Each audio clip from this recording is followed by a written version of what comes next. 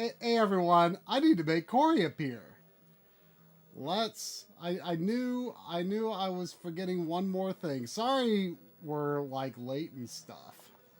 And we're also seeing, are we reversed?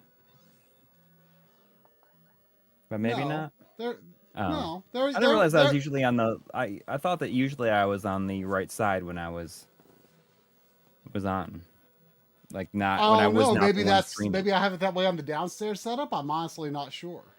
Huh? I don't know. There we are though.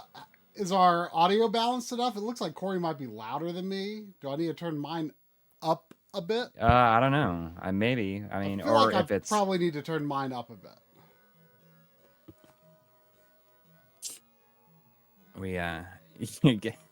Yeah, I feel like I'm usually on the other side.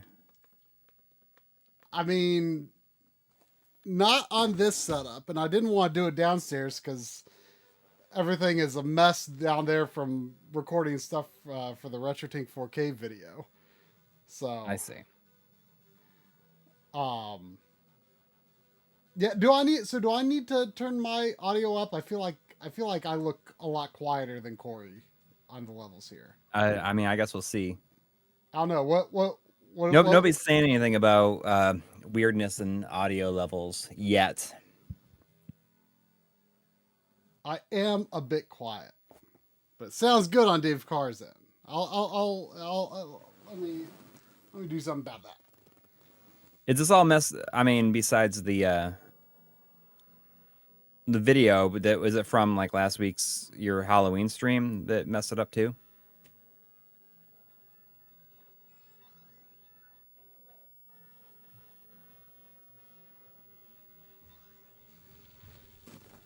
All right, how about now? Is that better?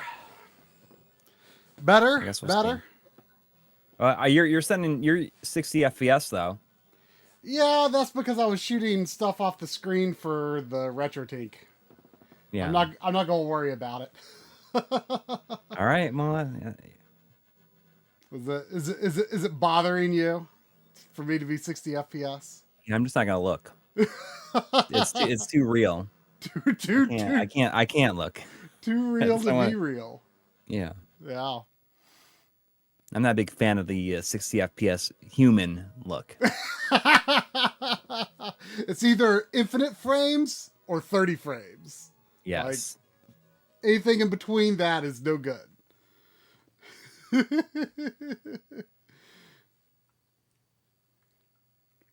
right. Well, we're back. We are back. Yeah, it kind of feels like a lifetime ago last weekend. Yeah, usually it goes really quick, but I mean, I guess it does feel like a little while ago. At this point, we went to the Nashville Music City Multicon. Yeah. Outside of Nashville, rather, not in Nashville. Yeah, luckily that cut like a good 25-30 minutes off my drive. Being a good bit before Nashville, actually. So yeah, it was a lot of fun. It was not like the most highly attended convention we've ever been to. Well, it's also takes place on a smaller sort of facility, which I kind of liked. I mean, it was nice having something a little smaller scale. Yeah, we got to hang out with Marc from Classic Game Room, the original, video game YouTube show, really. Yes. So Lord Carnage himself. Yeah, I mean we got along with him real good. Mm-hmm. It was a lot of fun. It was a lot of fun. It was very cool. I obviously was very familiar with who he is, and all that he's done, but I never had a chance to speak with him. Yeah. And it was it was very, very easy to get along with, and we were instant friends. Yeah. Oh, I mean, and it was also the first time he'd been at a convention in 7 years or something. Yeah. So it was kind of interesting. I mean, he was kind of just feeling things out himself, just sort of Yeah. feeling like, do I want to dip my toe back into this kind of stuff? And I think he had a lot of fun. I think he ended up having like a lot of fun. Dominic, I'm going to be going up there on Saturday with some friends to the to Torgs in Okay. Columbus. So I'll be hanging around there, some like not as a guest or anything, but just like going up there for a couple hours. What's the difference between Torgs and was it Torgs and Korgs? And Korgs. Yeah. Um, It's in the it's both are in Columbus, right? yeah, I think they're like competing things too. Oh. I don't know what the T stands for. I know the C is Columbus, Ohio Retro Gaming. I don't know what the T in Torgs is though. But yeah, the Multicon was a lot of fun. And it was just cool. So we hung out a lot with Marc from Classic Game Room. We hung out with Steve Nutter from Retro Tech. Oh yeah. And Chris from Displaced Gamers. Yeah. And my wife and kids who went to their. I guess my wife had been to like a moment was at Retro World. Yeah. Years ago. But this is the first time, my kids going with, because it was close enough to drive. It was like 4 hours and 20 minutes. And so I decided, Troy and I had our own hotel room. Usually we have to like share one, but this time they gave us our own because they booked us so early in advance. So I was like, oh, well, like in that case, I'm going to bring my family. And my kids had a great time. And we had a great time until like we couldn't go on Sunday because like randomly in the middle of the night on Saturday, after a very late night out, I mean, not really late. It was not late, but it was like, we had a pretty fun evening of drinking and hanging out with the people from Mortal Kombat. Yeah, like that's like and that was the most surreal thing. Tim Kithrow or Mr. Boom Shakalaka. Yeah, NBA Jam from NBA Jam. Yeah, but then my wife and I got sick and like we're throwing up randomly. We didn't know if we got food poisoning because we all went to Chili's beforehand. Before we had like hung out at the hotel, and I mean usually like Chili's is not a place I'd normally go, but it's like it was right there. Yeah. And I have no idea if we got food. Just my wife and I got food poisoning because everyone else was fine. But I woke up in the middle of the night like in a cold sweat, and I was like, I'm gonna throw up. And my wife was like, I just got done. Like, and what's so weird is like you and I ate out of like the same plate of nachos earlier, and she did too.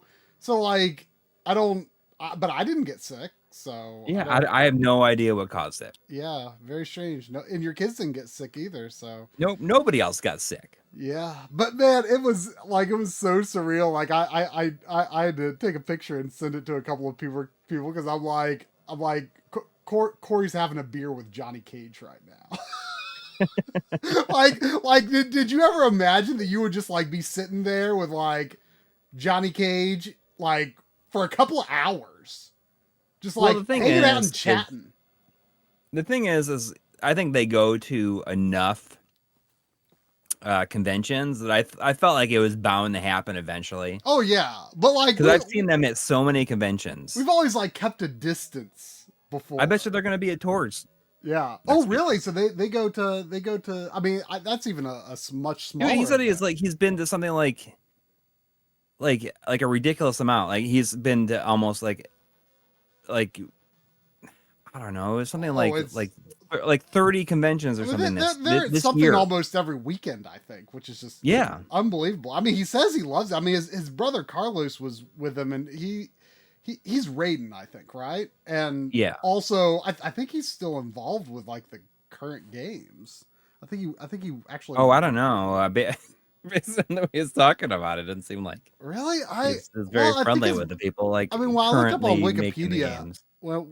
Wikipedia, it said that I mean, it's NetherRealm? Is that the name of the developer that makes the current games? Yeah, I mean, it said there that Carlos works there, so I don't know. Oh, really? I don't know about Daniel, but But like Daniel's the one that's like at almost every convention. Yeah. I didn't used to like. I don't know if Carlos is at as many because I feel like oftentimes I just see Daniel at the conventions. But yeah, like we've never like said hello and like then we like hung out for for several hours. So now we feel like we have to say hello at conventions in the future. It was a surreal experience for sure. Yeah. It was fun. It was fun. Except for that, you know, getting sick. So we ended up having to leave like that morning because we just thought like we should not go over there. And then I left. I left like 2 or so. Steve was leaving about the same time because he sold his last CRT that he'd brought. Yeah, there's no reason for him to stay. Yeah, it was kind of a revelation for him, I think, because he brought like 4 or 5 refurbished consumer CRTs to sell, and they all sold. And he's like, man, I'm going to do this a lot more often now, because normally he'd brought like PVMs, like 13-inch PVMs, but you know, those are more expensive to refurbish, more expensive to sell, you know? So, I think you realize like, oh, like people might want this, but they didn't like bring enough money to a convention, you know, they weren't expecting to buy that there, you know? Yes. And then, you know, but you see a consumer CRT, and even though it still might be, you know, not cheap, you know, they're under $200. People might have, you know, brought that kind of spending money to a convention. So he was actually able to sell them all. He's like, I'm going to do this some more. So that's, that was pretty cool. And right? I got to see like every single one like be carried out because of where his table was positioned. It's like, oh, Steve sold another. One of them was being pushed out on a baby carriage. Yeah. I feel like the manufacturer needs to like use that in advertising, that like it can hold a CRT. Yeah. Anyways, you're gonna be playing some Lightening Force. Lightening Force, aka Thunder Force.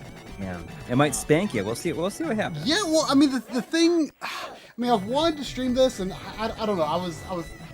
I mean, obviously, like neither of us were like really fully prepared to stream tonight, so it might seem strange to. Yeah. Well, I was prepared. It's just that. So I wanted to stream Air Twister for y'all, but the embargo is up on November 6th, and I asked if it was okay because of the you know, like, because it's like IN is doing it, and they're like based in Europe, I think, along with like Strictly Limited. So I was like, well, you know, by 8 o'clock our time, it'll be after midnight there. So I was like, I sent them a message, and they didn't respond. So alas, I'll have to play Air Twister next week. I mean, like I played Air Twister a little bit on Apple Arcade, and but you know, I'll be there for whatever it is the Yu Suzuki attempts, especially when it's some sort of, you know, like follow-up kind of to like a Space Harrier type of game. I mean, I have a couple of super chats I got to run back through, but I do want to say that I feel like this first level on this is maybe the best looking thing on the Genesis. I mean, it's up there. It is.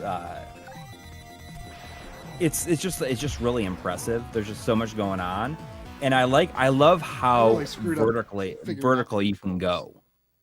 Yes. Oh yeah, and just the way the perspective changes and everything is really impressive.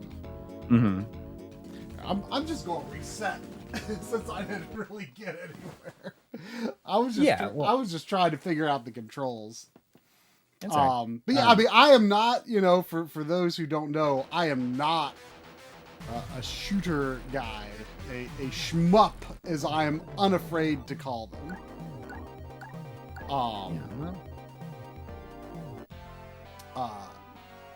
So it's, you know, it's a little intimidating. Yeah. But backing up to a while ago, before the stream started, there was a Retro YPBPR has been a member for 35 months. Wow, thank you.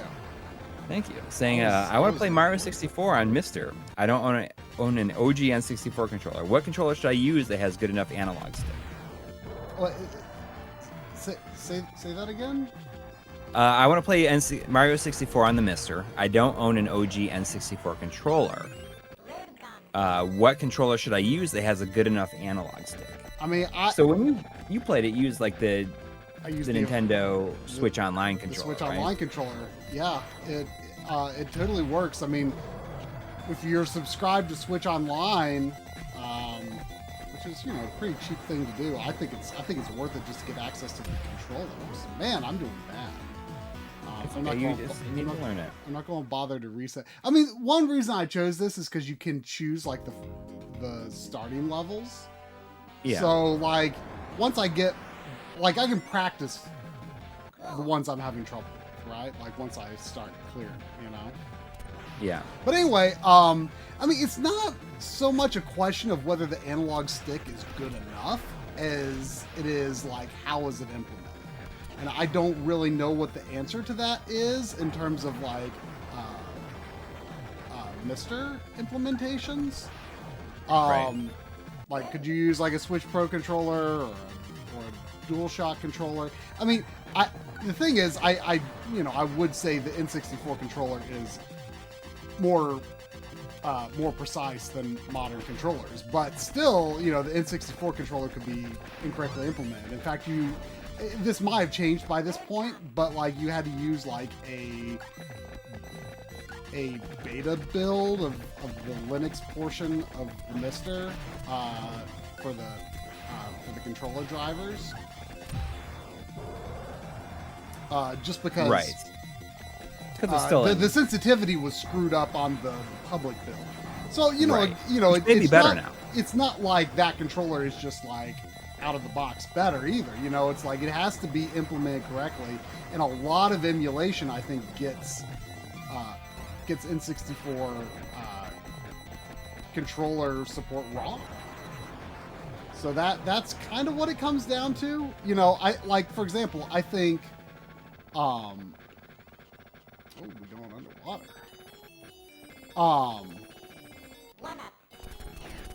I think like playing the all Super Mario 3D All-Stars version of Super Mario 64, even though, you know, I know a lot of people poop on it because, well, the PC version exists.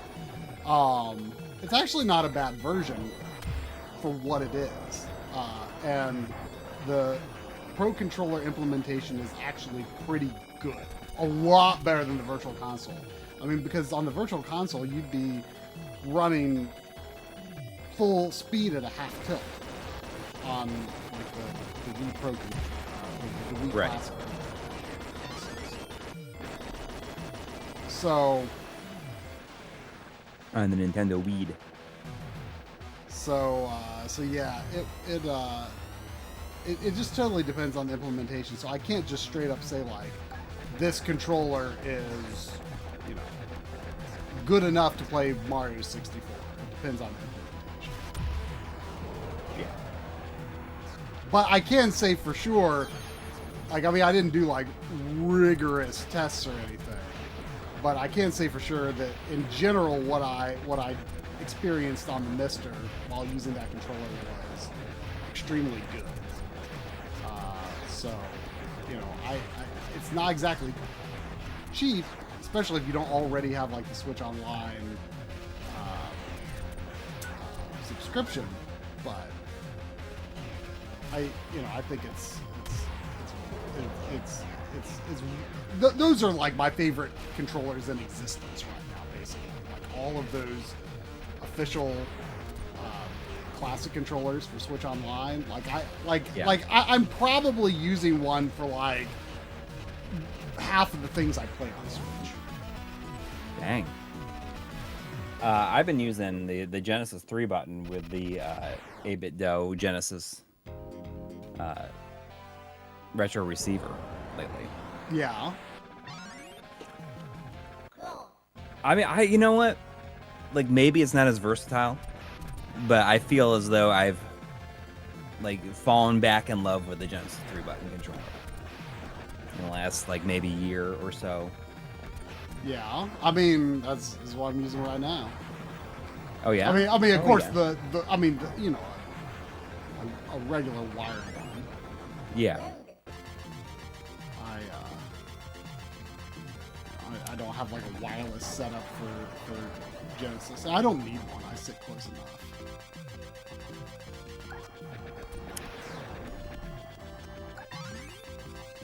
Ooh, what's up here? Ooh.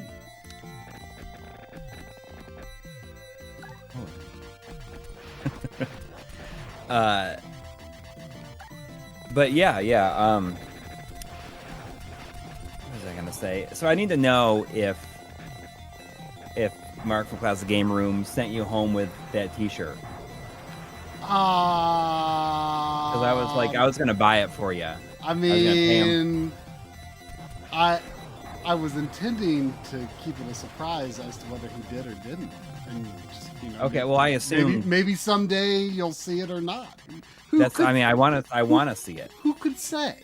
Who could say? Okay, that's good. That's what I want. That's what I want to know. It's like, you got that. I can't believe you're still thinking about Game it. Room T-shirt. I figured you'd have forgotten by now.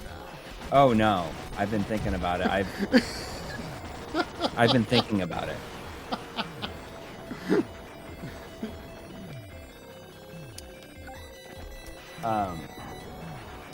But there was also $2 from Dad1153. Thank you. Thank you. Saying, I'm surprised you're not streaming the new RoboCop game. Have you been? Do you know about that at all? I know that John said it's like incredible. Yeah, so it's by the same people who made the Terminator game. Terminator Resistance, is that what it was called? Yeah. I think it just, I don't know how it fits into the storyline. I'm assuming that it pretends as though like anything after the first one didn't happen. Maybe the second one. Isn't the second considered fairly good? I don't know. I don't know if it's what it's considered to be, but I remember not liking it that much when I saw it. I mean, I remember thinking it was pretty decent. Yeah. But I mean, considering how much they like the property of Terminator, you know, it's not surprising that in how they really respected it in that game. Yes. Like I'm not surprised that this is also. Yeah. Well, I mean, it looks like a big step up just in terms of production values, right? Yeah. Okay. So I guess it does take into account because they talk about Nuke in it. So I didn't realize it was coming so soon, and not only that, I didn't realize it was getting like because I think I saw a physical copy listed somewhere. I just assumed that it wasn't launching with a physical copy because the Terminator game was a limited run thing. Well, it wasn't actually like a numbered limit. Oh well, it was distributed. They distributed. Did they, right? Did they have an Amazon listing for it? Or? Oh, for Rogue City, yeah. No. I mean, like the limited run. Like, was it? Like, could you have? Not at the time, because I think that was before they were like listing their stuff. Right.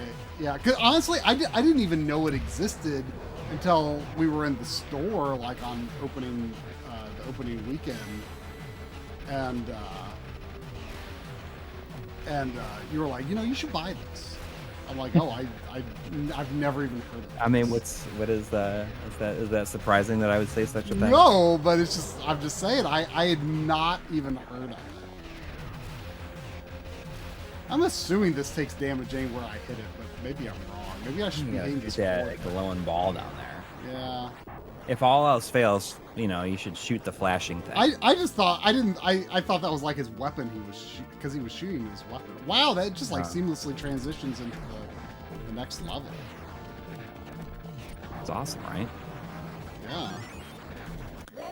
Yeah. But I mean, so some people are saying, the RoboCop, it looks way too stiff, but that's like the point. Yeah, like that's like John was saying, like you're like It would be inauthentic to make it so he like moves like a lot of agility. I mean, it's not like the game is like based around that, like it's like built with that in mind, so it works. Like that kind of makes me think of the how frustrated I was when like Resident Evil 5 came out, and they're like, oh, I can't play this. Like, this isn't Gears of War. It's like, what do you want? Yeah. So you want to play something that's not RoboCop, right? Well, right, but like, I mean,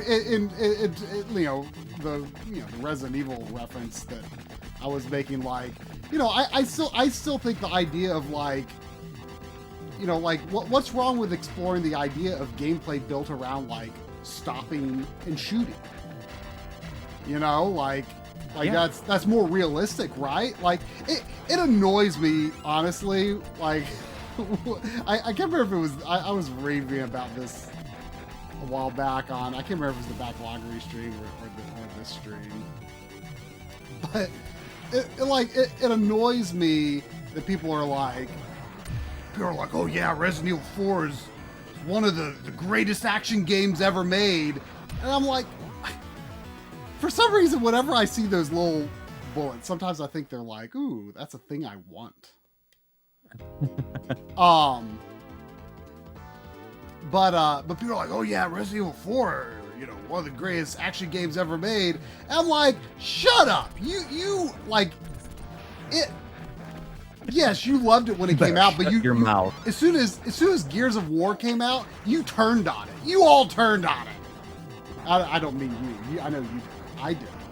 But like Resident Evil 4 is like the same gameplay as Resident Evil 4, 5 and 4. Like the controls are like essentially identical. Like, I mean, sure, the game design and the aesthetic and action is different, but like the core gameplay is the same. And people are like, oh, well, it's not Gears of War. This is bad. And I'm like, Resident Evil 4 came out not that many years before, and it was like the greatest game ever made, and then like suddenly the exact same gameplay is not good enough anymore. Like, you can't move when you're aiming. You can't move while you're aiming. Like, I just can't deal with this anymore. It's like, come on. And you're like, shut up. I am. Like, so it annoys me because it's like, when they're like, oh, Resident Evil 5, that's or 4, that's an all-time classic. It's like, shut up. You turned on it. I know you all turned on it. You turned on it. You didn't admit it, but when you turned on Resident Evil 5, you turned on Resident Evil. Yeah. So, Jonathan Henson with a $2 donation is asking the hard questions. First of all, thank you. But also asking, you have to delete one from existence forever. Oh, is this does it slap or should we eat it? No. No, it's like one of these is going to be gone forever. All Japanese developed games or all Western developed games? All Western developed games. Yeah, I think I'd say all Western developed games as well. I mean, to get rid of. It's a hard question, but I mean, I knew immediately what I was going to pick. We're saying what we're getting rid of, right? What we're deleting from existence. Yeah, we delete from existence. Yeah. I mean that's just dead easy to me. Yeah. Like it wasn't until like the early 2000s that I really started liking all that many Western developed games. Like, I liked a lot of European games, and there was a smattering of like American and Canadian games that I really liked. But like, a lot of great arcades. Like, it really depends on, I think, whether you're like a born and bred console gamer or a born and bred PC gamer, because there was a lot of really interesting stuff being done PC front in the West, I think, and in arcades, but I think on consoles, like American games were clearly inferior to Japanese games up until at least like PS2 era, where they started to come into their own, but the Japanese games were still better. And it wasn't really, I feel, until like the 360 PS3 era where like American games on consoles like came into their own. So I mean, you know, the whole era of games that I'm most passionate about is dominated by Japanese games. And you know, I definitely think Japan is back. You know, it's different than it used to be, for sure. But you know, I really like what Japan. I still really like what Japan is doing these days. But they definitely had a hard time, you know, in those early HD years, for sure. Yeah. I just put a poll in here thanks to somebody just mentioned. Oh, doesn't YouTube chat have polls? And I'm like, I did. I was like, oh, that makes so much sense. There's also other things, like apparently start a Q&A. What? Answer viewer questions live. Maybe that's what I can start doing. How is that any different? I don't know how it goes, but I mean, do know that there's been 66 votes, and 87% of the votes are saying they would delete Western developed games. Because I feel like Western developed games were almost like always like not as good until like the HD generate, until like PS3 360. Yeah. And it's but not I mean, necessarily there might be because people Japan that would think like, you know, have been playing like PC games right so much, so that would make sense for them to. Yeah. I mean, our audience, it does not surprise me that they would gravitate that way as well. Tori's Hanzo says it's weird that you would say Western isn't, because that would get rid of Donkey Kong Country. It would, but like, you know, I mean, and it would. That would be really hard, but still, that like that's like the one Western platforming. I mean, not the one, but like the biggest for me that like even comes close to feeling like it does match. To me, in my mind, Donkey Kong Country matches, and in some ways surpasses. Okay. You know, Japanese. It's like probably it's the only Western platforming series that I think matches or surpasses Japanese developed platformers. Well, there was also $4.99 from Trifton1. Thank you. Saying sending some love from the home of RoboCop, Detroit.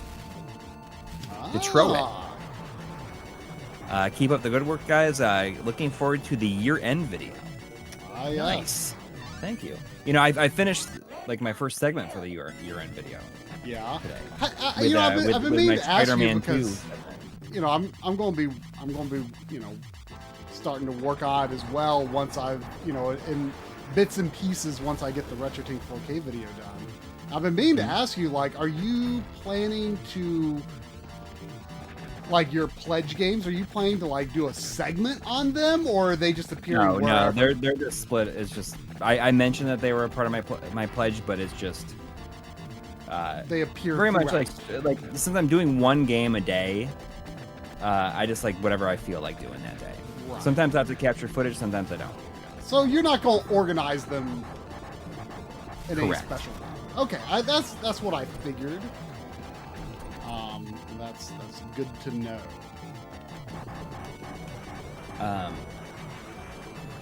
But yeah, I'm trying to get that done ahead of time. Just like doing one segment, like one piece a day. And I think next year I'm just gonna do. What I'm doing this time is I'm like doing like I have a retro games timeline and a modern games timeline, and I'm just like filling up each one of them until I hit like around 12 minutes, and I'm starting a new one. And the only thing I'm going to have to do is like the crossover games, essentially, like the games that we like hand off during, Right. like we like talk about it, and then the other person comes in. And I feel like this first segment, at least the one that I'm just doing, is going to end with Vampire Survivors. Well, and I've already I decided mean, that'll that be a that's the handoff end. game as well. Exactly. But yeah, that is the that's my current plan. I got like half the a retro segment done, but I ended this part with like doing one on Spider-Man 2 because I finished that a couple days ago.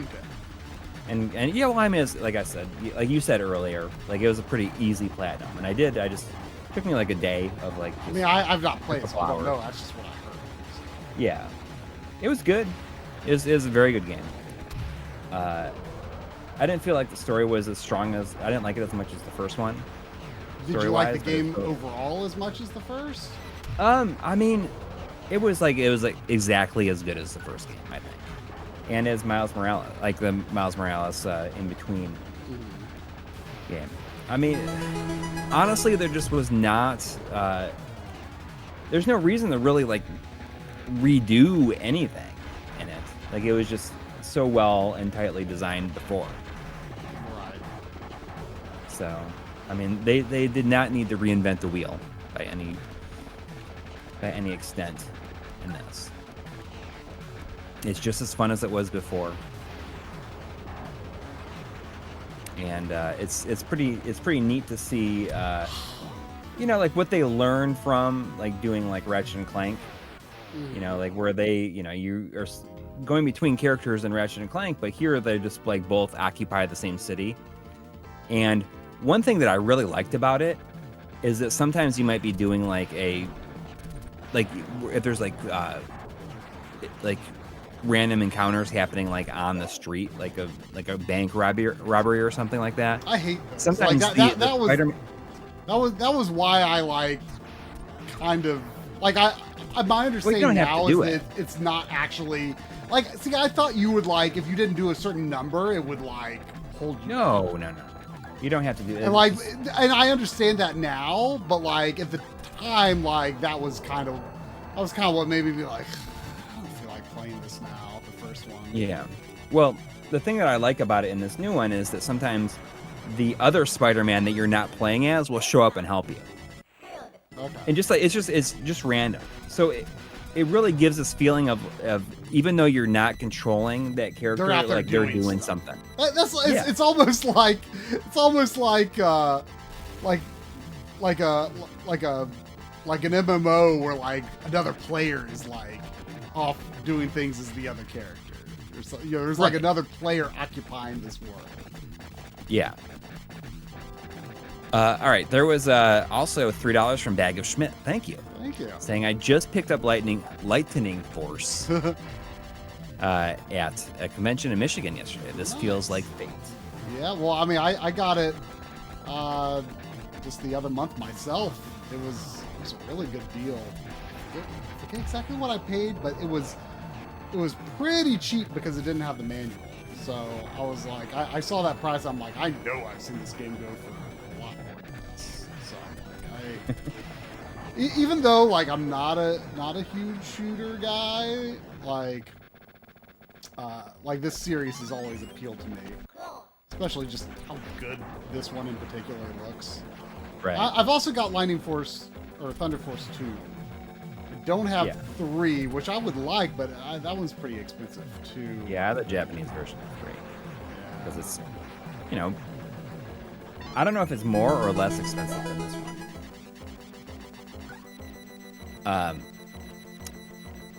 There's also 249. I don't know what it is, but it's a P with a couple of lines through it. Like a P-wing or a P-switch from Mario. Oh, duh! It's Philippines, from the Philippines, because it's from Franco Chan. Oh, saying good morning from the Philippines. I'm an idiot. The stream is really lightening my Monday blues. Did you ever get a real Triforce logo for your CRT? a real Triforce logo for my CRT? Yeah, I mean, well, you're looking at it right now. That's you're doing off screen, right? You're like filming this off screen when you're playing. I'm just kidding.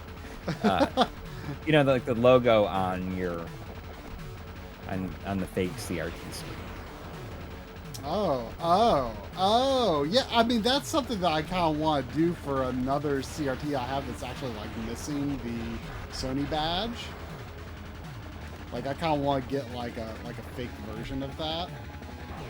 Yeah. Or a real one. I don't know whether to say that's fake or real. But yeah, that's something I kind of want to do. Treasure Master in the chat is saying, "Is Coury drunk?" Not saying he seems drunk. I'm just only interested in watching the stream if he is. No, I mean it's Sunday night. It's Sunday night. I just had a single high noon black cherry flavor. Yeah, let's see. I got close-ish to beating the desert. So I'll try Air Raid first this time. Do you know how many levels there are in addition to... Oh, this is interesting. This level doesn't have any vertical scrolling compared to the other two I've done. What's this? What is it? It's a different. Oh, it shoots... Oh, it shoots, like, away from the direction you're, like, moving. It's kind of like... there's also $2 from Guilherme Rovida. Thank you. Asking, have you guys played Sonic Superstars? Thoughts? You know, I had it pre-ordered before it came out.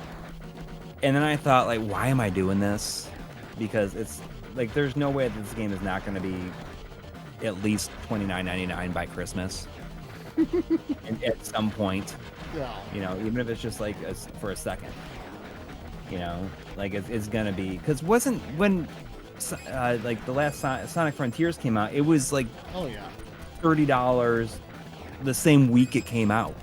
I still want to get that. Like that game actually seems kind of interesting. I wonder if there will be, because they're coming out with DLC for it. I wonder if there will be. Oh yeah, really? This far along? Did you try the free DLC for Vampire Survivors? No, is it out? Yeah. Well, it came out and then I read that there's going to be another thing where there's like actually going to be like some like story modes. It's like kind of crazy. Like free. Yeah. I mean, well, why not, right? There's like so I actually did there's a new character and a couple of new weapons, I think. And there's like a new level that's like another snowy level. Like I got the DLC and one of the DLC levels is a snowy level. Yeah. Like the paid DLC. So this is a new one that just came out. Like, but it's free. No, it's free, but it's just a free update. Right. Yeah, it like came out like in the past week, I guess, and it's like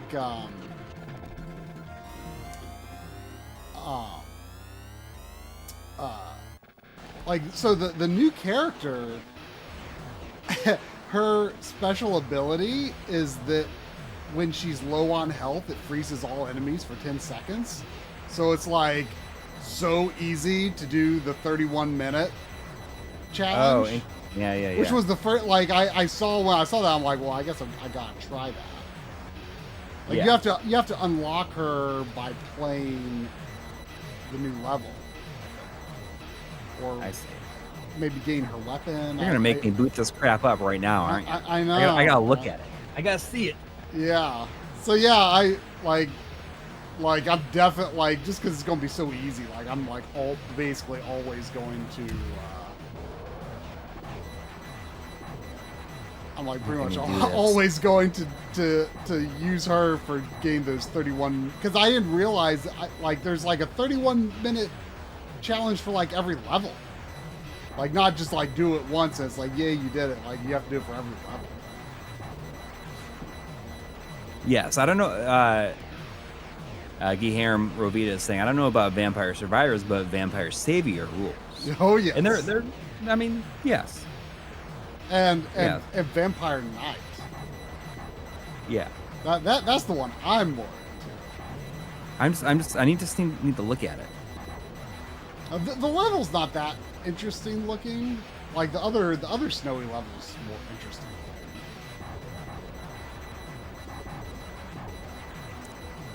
Oh no.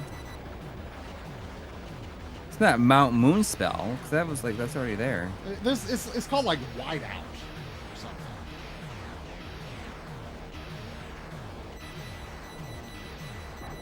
Not showing up. But I wonder if I need to play a game and then. I mean, did you check for an update?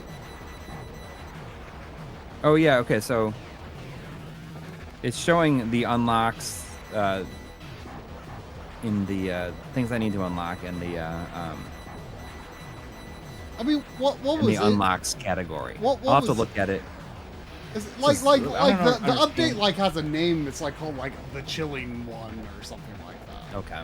But like it doesn't actually say that in game. But like on my Switch dashboard, I think that's where I even learned about it, because like when I was like, booting up my, when you turn on the Switch, like it's got like some news things on the side. Yeah. And like And that's where it it's said saying like it there. Vampire Survivors update the Chilling One. Dang. And so like it was just a free update. Just when And I think what was I'd pull its claws out of me. what surprised me too The back. was that it actually said like before I started the game, it was like, it's like there's new downloadable content. Do you want to install it? Like it didn't say like, restart the game for an update. Like it didn't call it an update. It called it downloadable content. Even though it wasn't anything I bought. Unless like it's tied to the free things. I don't know. Oh, maybe. Or not tied to the free things. Tied to the things that I bought. I don't know. Okay, so Air Raid, that's got to be the easiest level so far. Like that's definitely the level to start with, I'd say. And it also has some good upgrades, like so. But if I didn't walk out of the level with them though, so I want to know what this thing. I do feel like I'm interested in checking that out, but I think that my love affair with the game is over. Like I've done you've done it. what I feel I would like to do in it, and I mean, don't feel a lot of need, or else it's just gonna keep me coming back. Like every time they release a new thing. I mean, like it's cool they're coming out with a story-based thing. Free content for a $5 game. Well, yeah, but like also like a story thing. Like I don't care about that. I mean, I think it's interesting that like all these like all these enemies and stuff have, like a backstory and stuff. But that is like literally the last thing I care about. I mean, I'm assuming it's going to be pretty like stupid and humorous. Well, yeah, I mean that's that's the whole thing, right? Right. But it kind of makes me think of Drum has brought this up a bunch of times. How like Terraria has like just keeps getting free updates, and the game is like 10 years old, and like they keep releasing like all this free content, and he's just like, I don't know how they can do this, because they like. Well, isn't that like No Man's Sky? They're still cranking out like the free stuff for that. Yeah, but like Terraria is like a much cheaper game, I think and Stardew Valley is doing it too, because it keeps on making money. I mean, why not, right? Yeah, but like you don't have to pay anything for like any extra content in Terraria, I don't think. I guess it keeps on selling. Eventually, everyone will have it. I see CGQ Plus asking if I'm riding the bull. I don't know what it means to ride the bull, but it's like, I am. What does he say? What does Jim Carrey say in that SNL skit? He says, "Ride the snake." It's like taking like speed to lose weight. You need to ride the snake, apparently. If no one's ever seen that skit from when Jim Carrey hosted SNL, you should do it. Where he loses like 150 pounds in 3 weeks. Somehow the idea of like it makes so much sense now that you say it, but like for some reason the idea of Jim Carrey hosting SNL sounds so strange to me. I don't know if it's been a long time since he has, I think. Yeah, but, like I don't know, it's good at the time. It seems very strange to me. But yeah, I mean, it makes sense that he would have done that at some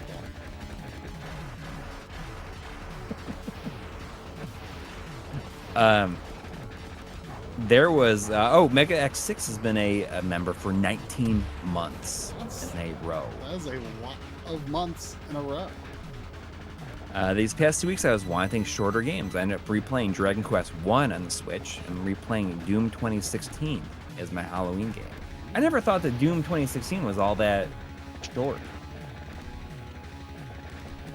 But then these are the same people. There's people out there that said, "Oh, I can't believe how short Spider-Man 2 was." Like, it was so short. It was only 25 hours. So short. Like that would have that was for an action game. That would have been considered exceptionally long. Like Resident Evil 4 wasn't that long, and when it came out, it was like, wow, this is really long for an action game. Like there's just so much. It was a good length, but still, it was like it was long. Yeah, I mean, I thought that the first Spider-Man was too long, kind of. All right, I've beaten 3 levels now. How about that? You're that's getting better at it now. That's why I want to try this. You know, a lot of people say it's a pretty good like beginner shooter. This is. Yeah. I mean, I get the impression in general, maybe the series kind of is, because you said that Thunder Force 3 wasn't that hard, right? No, I beat that on stream. Remember? I mean, I couldn't remember specifically, but I think it was the same night that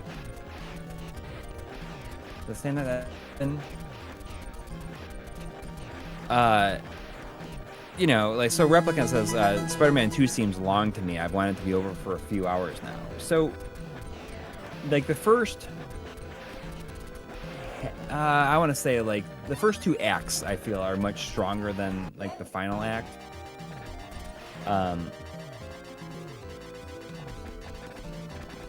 It was just, I was not very excited about, like, the whole symbiote suit, which is, like, you know, is what becomes Venom. I was not super excited about that, but I think that, and I say this, like, in the year-end video, I say that having Miles Morales present for that story arc, like, made it a lot more interesting. yeah. But I still like it. Well, but you were always talking about. Yeah, I guess I'm surprised to hear you say that, because you've always talked about how in the comics that you really liked how Venom is this like long game story. Oh yeah, well I mean but that's they can't exactly do that what it in is. the game. No, you can't. Unless it's done over like multiple sequels or something. Right, exactly. But that's not something they could really do, because you know where it's going now. But at the time when it was in the comics, like, nobody knew what was going to happen. And it was like something that happened over the course of years. Right. Like they had no idea. I just don't think that's something that could be done in any other medium. You know, right. Speaking of shorter games, you know, something that I contemplated streaming tonight was a game that actually just came today, because you know, I didn't record any footage because it's got this like old-timey film grain effect that, you know, wouldn't be great for a video. But or not great for like showing video quality or something. But you know that HDMI modded Xbox that I have, as you know, it came with like just a bunch of stuff on the hard drive. You know, it was already modded. It already has a bunch of games on it. So is that working now? You get it working? Well, I can use it through the Retrode 4K, but I can use it on my TV, but I can't capture it unless I run it through the Retrode. Like it won't capture for some reason. The guy or one of the people behind Make Megahertz who makes that is in the Retrode Discord, and he's like, "Oh, Cool decision. I'd like to talk to you about that sometime. You know, about why, maybe you can figure out why I seem unable to capture it." Yeah. But I was busy at the time that he was in there, and then I didn't get around to reinitiating that conversation. I'd like to though, because it's really cool with the Retrode. I mean, it works with the Retrode great. No issues at all. But it's probably something that's been fixed in firmware updates. Yeah, but I don't. Because you've never updated it, right? I don't know how. Like, I was not able to find a lot of documentation about it online. Maybe some like installation stuff, but like just about like usage. I don't know. Like maybe I was just looking in the wrong places, but I was struggling to find much about it. But anyway, one of the games that I tried, that I was looking at as something to record, but ultimately didn't record it. Was Stubbs the Zombie. Oh yeah. And it seemed pretty fun, and so I ordered the remaster. Right. That game used the Halo engine, I think. Really? Yeah. I mean, it seemed pretty good on original Xbox, and I booted up the remaster, which actually seems pretty solidly done.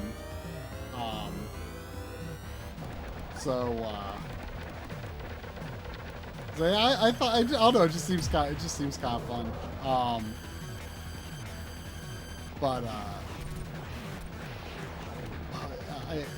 looked it up and it's like it seems pretty short. So I was like, I mean, not something I could probably finish in a stream, but something that probably wouldn't require that much effort after a stream to finish. Yeah. Oh, and also I got the Xbox version of the remaster just because it's like, well, it's like, as a born and bred Xbox game, it feels right to get the Xbox version. And it I didn't like try like disconnecting or anything to see if it would install off the disc, but it has a native Series X version, and I was online during the whole install process, and it never installed anything from the internet. Everything was off the disc. Interesting. And it didn't download a patch either. So it installed the native version straight off the disc, which was a very small install. So I mean, it's obviously it would fit, Yeah.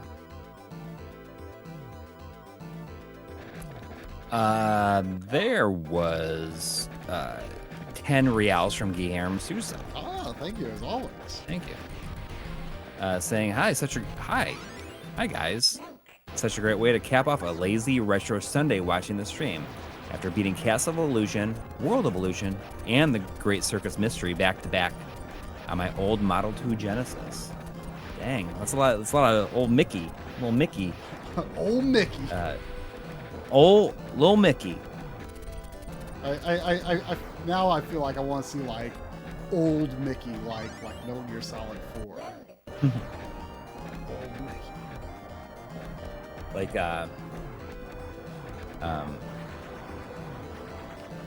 punished Mickey. Punished Mickey. I mean, that's like Kingdom Hearts 2, basically. Yeah. Punished Mickey. There's also $5 from Gara Schneider. Gara. Thank you. Saying in the poll, do Western games include European Eurojank games? I can't bring myself to delete Stalker, Doom, Maximum Carnage, etc. It does include. I didn't know Maximum Carnage was Eurojank. Was a Eurojank game. Yeah, that's. I mean, I've always separated like American and European games, like because even like like I said, like back in the day, like it wasn't until like early 2000s, really even further that like I started getting into any American games, like because I've always kind of separated like European games, like to an extent even Canadian games, because like I feel like when a lot of good North American developed games came about in that era, it's like, oh, it's from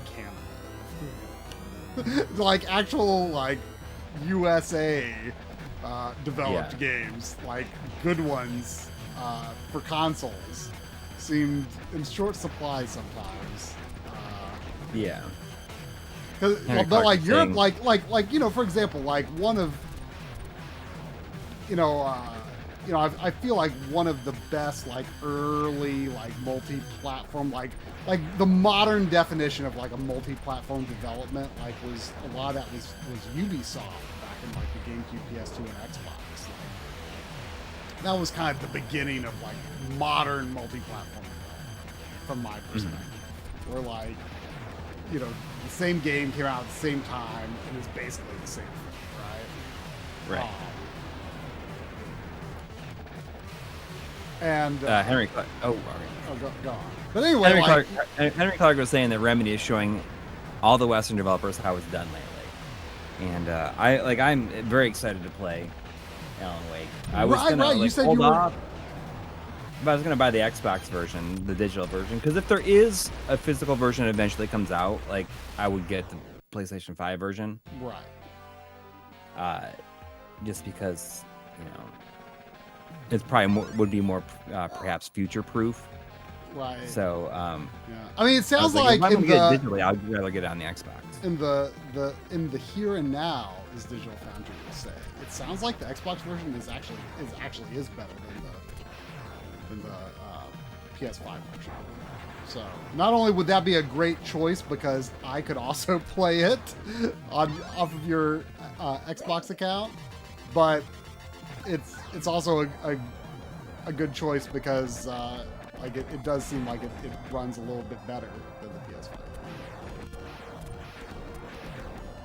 PS5. Tori Hanzo's saying like I like Alan Wake 2, but I wouldn't get it if you're looking for a pure gameplay experience. And like no, I mean that's not what I'm after.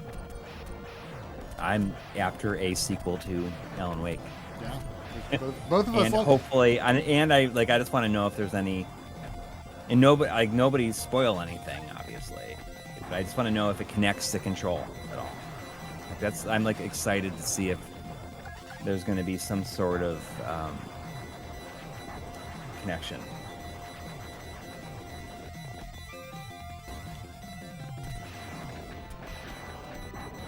That's what I'm excited about. To see how it all like fits together. Yeah, and I still haven't played. It has to. I mean, I still haven't played. I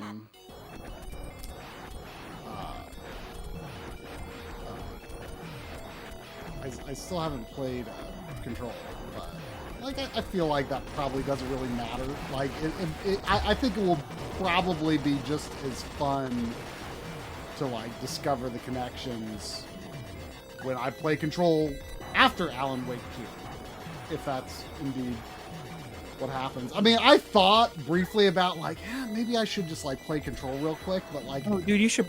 I feel like you should definitely play Control. I can't get the retro tape video out if I start Control. Like, I just like don't have time to do anything. It's not like you're gonna be starting Alan Wake now either. I know, but like, I'm just like, you still. My point is like, I just don't have time to do anything but Vampire Survivors until the retro tape video is done. Oh yeah, I'm just saying like even after that, I mean, I you mean, don't need maybe, but then what am I going to finish Lunar? No, but I'm saying like, but if I was to get Alan Wake 2, is like, would you like drop everything for that? I mean, I would like to, but I can't.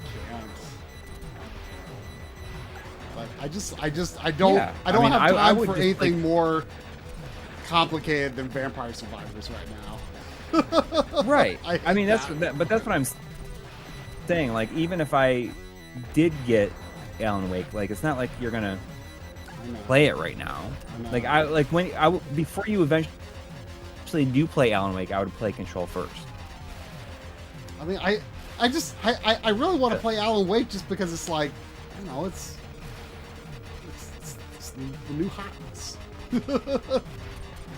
I know, but it's not going to be the new hotness by the time you get around to playing it, anyways. Well, but if I finish the Retrode video and then just start playing it, then it would be. But I think you got to finish Lunar. I know. I'm not gonna get it until like I have time to buy it to play it anyway. Oh, I thought you were going like, oh, when I finish Spider-Man 2, I'm going to buy it. I was thinking about it, but then I was like, but then the moment passed. I mean, like I think that when it had just come out, I would have I was thinking about it, but then I realized, like, you know, the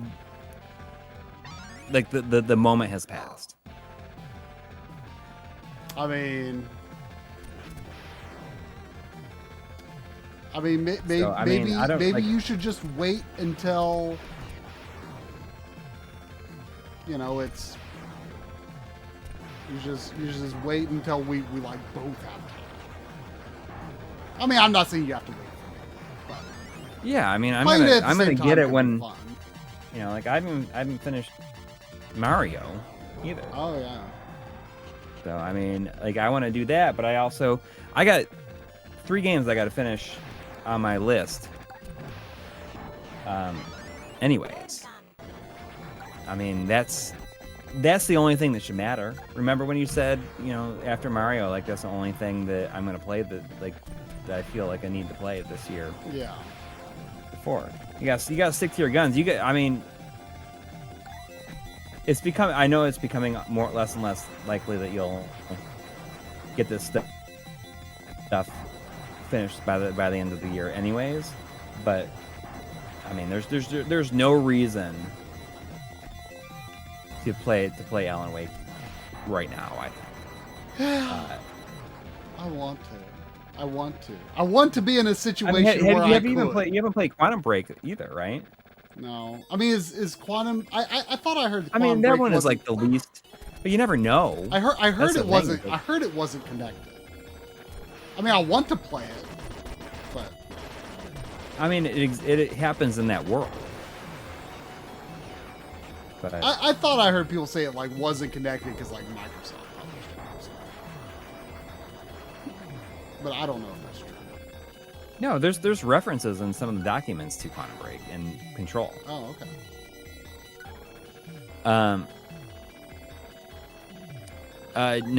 Nana Cheesecake has been a member for 11 months now. Nice. Saying, as it stands now, I'd remove Western developed games as they have the worst monetization.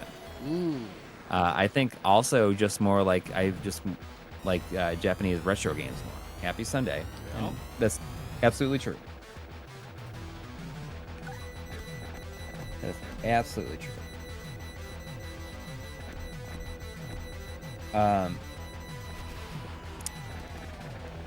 I get $100 every time someone plays Control. It's really good, and there might be certain aspects like in that DLC that come into play, specifically like in Alan Wake 2. What DLC? So, like Alan Wake is straight up in. Right. In Control. You know, I feel like I need a refresher on, because, you know, Drum just played through Alan Wake 1 for the first time in the backlog history. So, having watched that, I've been refreshed on. That's another reason, I want to play Alan Wake. It's because I just. Did you play American Nightmare? I did, and I need to get that story refreshed too, because I completely forgot about Mr. Scratch until he's mentioned offhand extremely briefly in Alan Wake 1. And I feel like that's an important thing, and it made me remember that he's a big thing in Alan Wake. Alan Wake's American Nightmare. Right. And I don't really remember the details on what he is and stuff like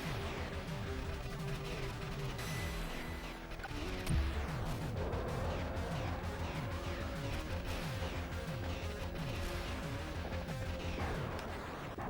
Oh, did I just beat the 4 starting levels? I think I did.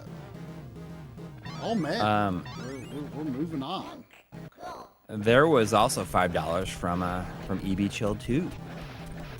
Thank you. Saying playing Boku no Natsuostomi 2 with the English patch this week and Warhammer 40,000 Bolt Gun to balance it out. Everybody take care. So was there ever a fan translation release for the first Boku no Natsuostomi? Natsuostomi.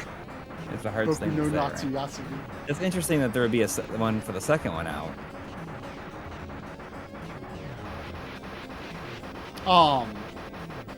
But I'll have to grab that too. I still often think of that fake American box art on Tim Rogers' video. It's Boku, my summer vacation. He looks all angry and stuff. Yeah, he has a snarling wolf on his shirt. Yeah. Can you look up how many levels? No, not yet. It was deemed necessary to start with the second. Huh? I mean, I don't understand. So why would they start with the second one? Can you look up how many levels are after the starting 4? You didn't choose more levels, right? No, it just automatically sent me into this level.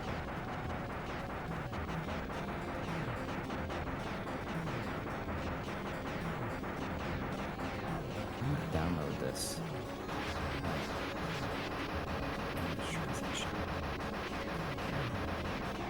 The second game. Let's see. 9 total stages. Oh wow! So I'm nowhere close, huh? They are fairly generous with the continues, but it looks like I haven't looked over at CD Romance in a while for new. There's still I'm gonna grab that Silhouette Mirage. The Saturn version got English patched. I was thinking about playing that tonight too at one point. I'm gonna grab that. Is this like a Gradius 5 moment with these other ships helping me?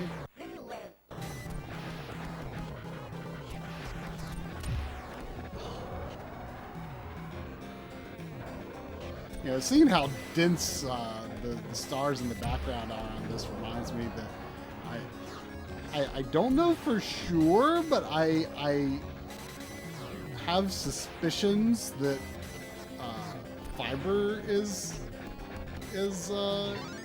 coming nearby soon. So you saw some markings on the ground. I've seen some markings on the road nearby, and then I Googled fiber in my area, and it looks like there was some posts on the city government website that was this just so you know, this fiber company is going to be installing stuff, and they're moving towards these roads that are more toward my end of town, and so I might when that happens, I might be able to stream at a higher bit rate. Whoa, am I about to like transform here? What is going on? Oh, there's the ship from the. Those are ships from 3. So you said there's 9 total stages? That is what Bag of Schmidt says. Okay. Well, I guess I'm on 6 now. Yeah, so it's not so bad.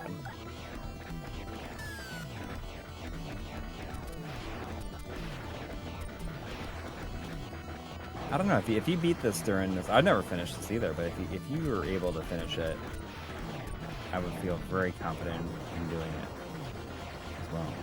I mean, I don't think I'm going to beat it this run, but you know, I've made good progress overall, I'd say. Yeah.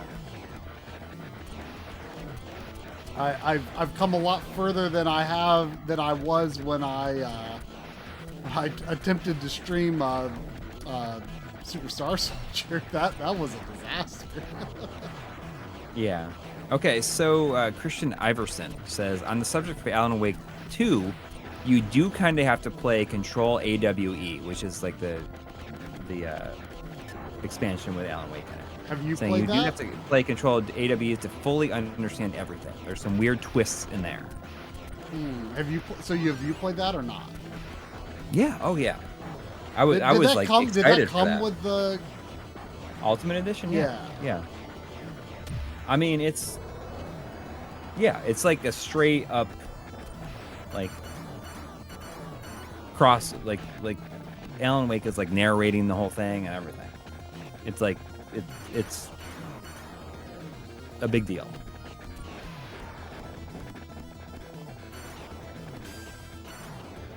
And I'm guessing that Alan Wake 2 was in development when they were doing that. So, or at least in the planning phases.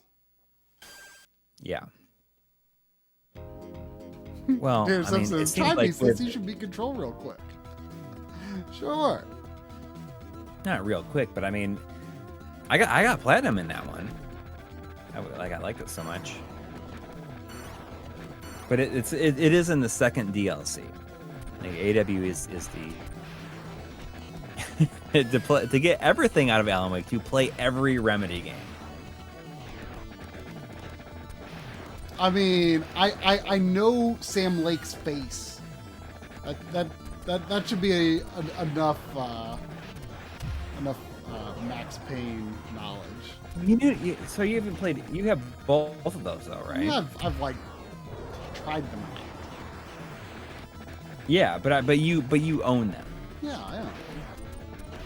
Okay. I mean, I think it's pretty cool how, you know, Control is like still one of like Digital Foundry's regular test games, you know? Because it runs so good on stuff, I think. Right. It does like, you know, some really cool ray tracing stuff, and it's like a good benchmark. But like I'm kind of curious to see if Alan Wake 2 will be, you know, the same thing. Like, you know, Remedy has pretty good tech, you know? Yeah. Sane Rub is saying play Alan Wake, or not Alan Wake, Max Payne 3. And like obviously that's not going to be necessary, but I do think that Max Payne 3 is very good. I think it's a good game. Like ended up being a lot better than I was expecting. You know, like your character has like a sense of weight in it, but also being very agile. Like it's pretty cool. It's a good game. And there's like there's a good like licensed song moment when he like goes in. There's like this big shootout in this airport, like at the end of the game.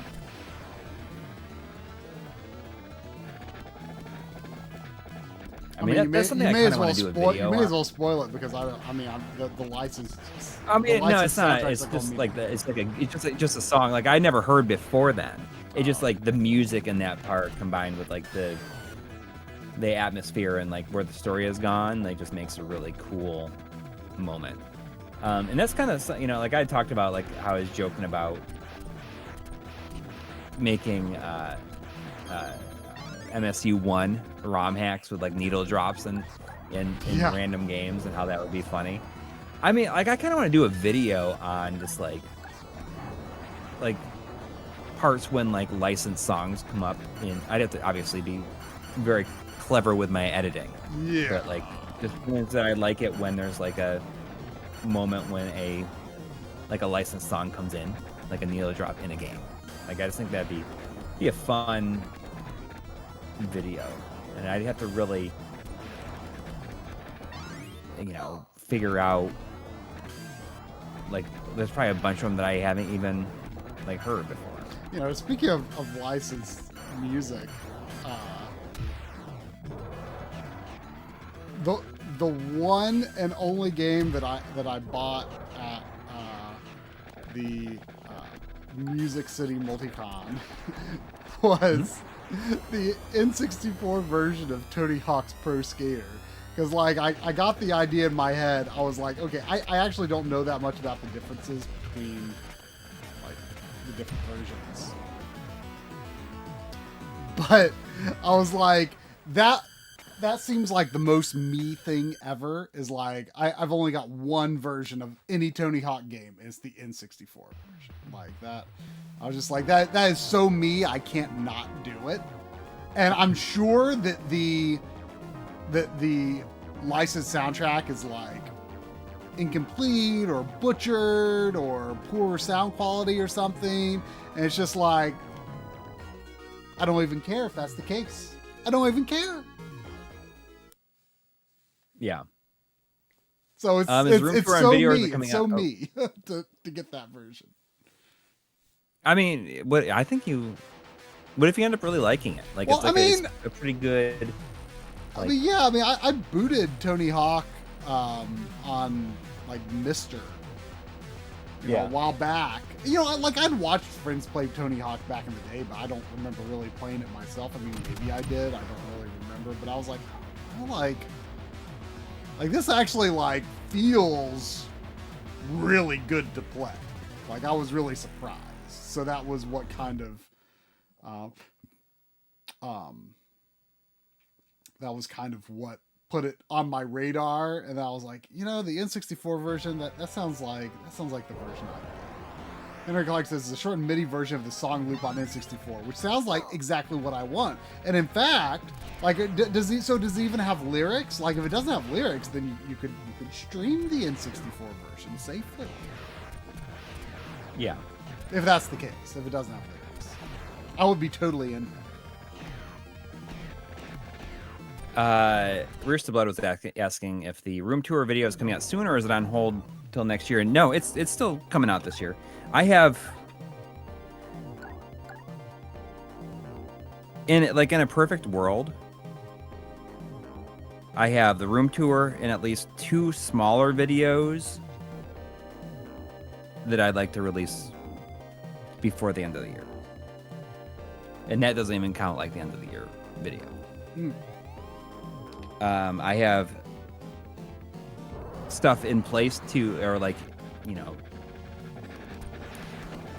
to be fair, 2 of those videos are kind of like spin-offs of the room tour video.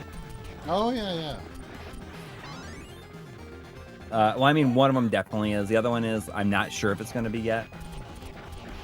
Ben Q wanted to send this 4K projector for a video, and I was like, okay, because I just got this projector screen at a yard sale a month ago, and it's like, okay, I'll definitely, I can make a video out of it. It's supposed to be a gaming projector, and I mean, it's not going to be But you've gotten really into the 720p projector that I gave you. Yeah, exactly.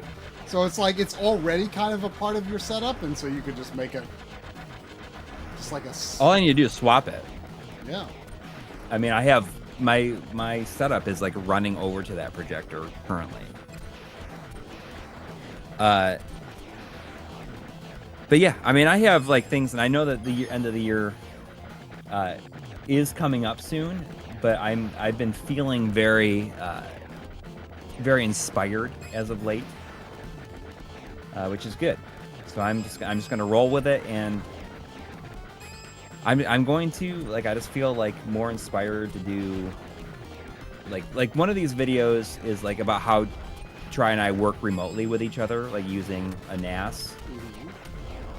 And that's kind of like, because it's that one's gonna be kind of more like vloggy, I think, because I just think it's kind of, people might find that it's interesting, and we're like upgrading that, so it's kind of gonna go through like the process of the upgrade and how that hopefully will benefit both of us. But yeah, I mean, that's like a lot of stuff that's going on. I just feel I feel very inspired, and that's good. And I'm realizing that it's okay to like start on something if I don't have like another episode finished. Like, even if it's just like scripting some stuff. So it just feels good to have like I have multiple things like in various states of like progress now, which is good. And, you know, like the year-end video. Oh, you knock that off, and it gets rid of it. Moves on the next phase like a lot sooner. The year-end video, like I'm just trying to get that, like doing like a minute of that a day, minute and a half, maybe 2 minutes a day. So just like I guess I'm just realizing that slow and steady consistent progress is like the most important thing right now. I don't think, I think it would be a bit overly optimistic to say that the Retro Team preview will be up at this time next week, but I think it will be very close. I think it will be very close. Mm-hmm. I've realized that there's like so many things I want to do with it that like I'm ultimately just gonna have to like make more videos about like subjects. And I think you know, I think that's okay. Yeah, I think that I'm just feeling done with like that kind of thought. Like like normalize like 12 to 15 minute videos again. And well, it's going to be a lot longer than that, but yeah, but no. What I'm saying is that like for like subjects that you could do in separate videos instead of like having to cram it all into this one. Right. I mean, there's just like there's a lot of things I want to do with it, and like I gotta move on to other videos at some point, you know. And I think what I do show will be pretty interesting. Mm-hmm. I mean, it's a lot of stuff. Like, I'm not saying that it's like. I mean, it's going to be a pretty long video as it is. I'm just saying there's like even more that I want to do. That I just like I'm going to have to save some of it for another video some other time. Like there's just, and I think it's safe to say that like, and like you had me do like that 8-9 minute segment of it, and we talked about like how you said we're not doing a full review right now, and I changed that to say we're not doing a full review.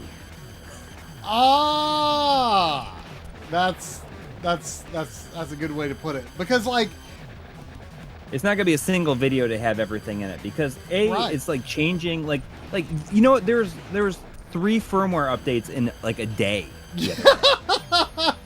And like it's just not possible. Like it was really funny because like I hadn't had a chance to update in like a week, and like I updated the newest one they dropped that morning. I'm like, oh hey, I'm running into this glitch, and then it's like, oh, did you install the newest one? Because the newest one actually supports that. It's like, oh. Like, what are the chances that the one thing that I ran into an issue with, you know, like, it's just, it's constant. Yeah. And it's just impossible to do it, and then it's going to continue on, like, once it's all out and everything. So, I mean, I think it's just more... You know, I think that is, like, the best approach to take with it, is like, hey, here's something cool you can do with it. And here's something that people might not have realized you could do with it because of this new feature that was added. Right. And I think that's just something that needs to be, like, normalized more, like, with us. You know? Like, you know, I always think back to that video on the N64 anti-aliasing hack. About how that was like a 6-minute video, and, you know, like, it was huge at the time. Yeah. So And I think just getting to 4K scaling and knowing, like, just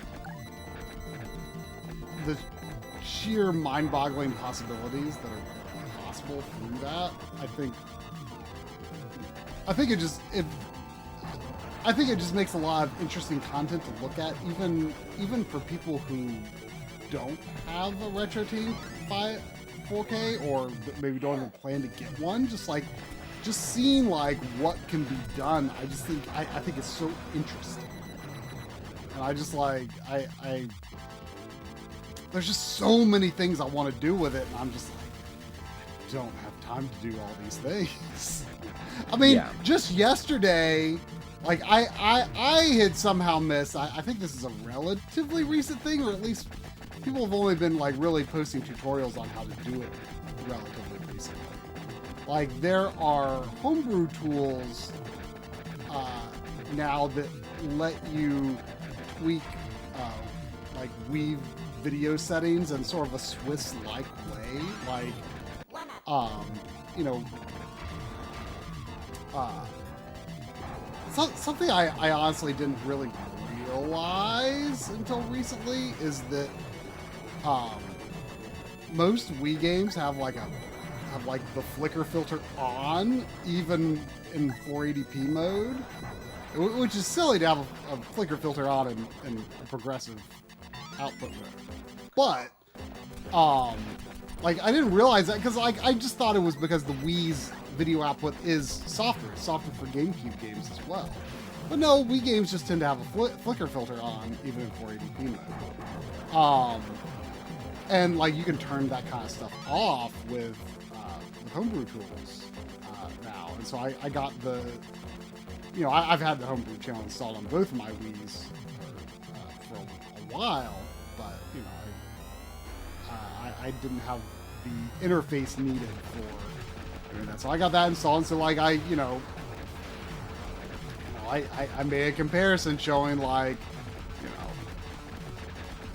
you know, what it's like if you use homebrew tools to, you know, push video quality, you know, to be even sharper in some situations. And it's like, you know, I didn't have to include that, but it was kind of this thing where it was like, oh, like, well, people are going to ask, like, well, why didn't you show it looking at this? And it's like, okay, I did that one thing, but I'm not going to be able to, like, literally show every permutation, because there's just so, it's just, the things you could do with it are nearly endless. Yeah. So that was, like, one little thing that, like, I added that I wasn't planning to add, but, you know, it's just, it keeps going and going and going and going. But I'm almost done making, like, I've almost finished all comparisons that are needed for the video. So it's moving along, but some of those have taken longer to get right than I anticipated. Yeah, I mean, that's the thing that I struggled with, like, when I was doing my segment. Is Some of those too. Well, I mean, it's just,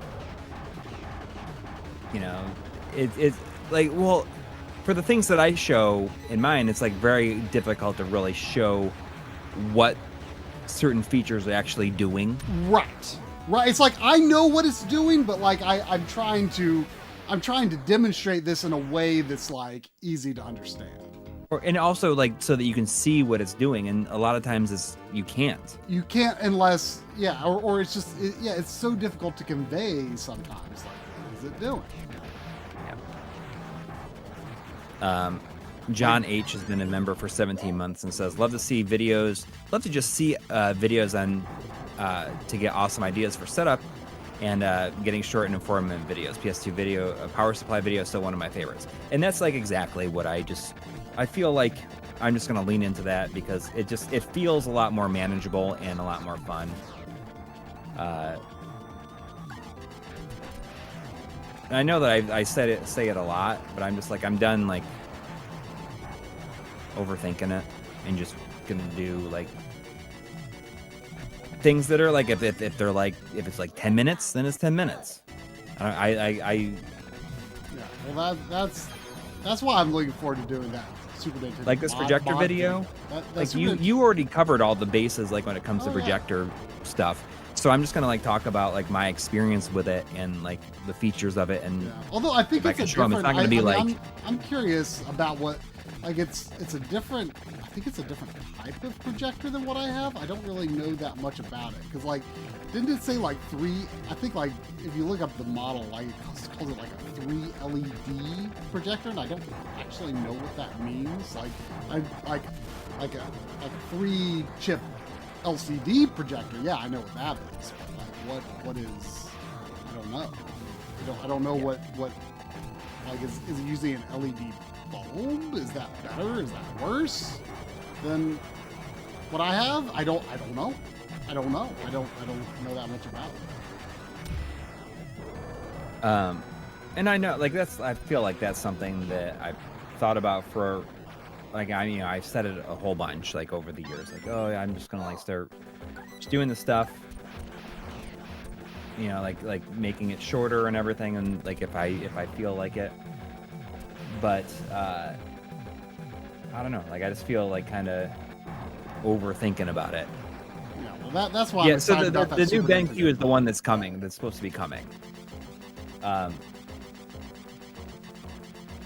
And like maybe what I'll start doing is like using the social page on the channel, like the post stuff that you can do, the community tab.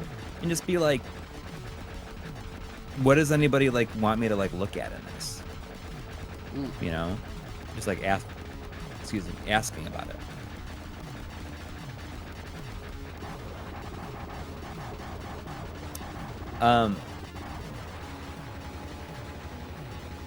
Well, I mean, to be fair, you know, like, Joe is like is a machine at making videos, and that's why GameSack is like he's like months ahead.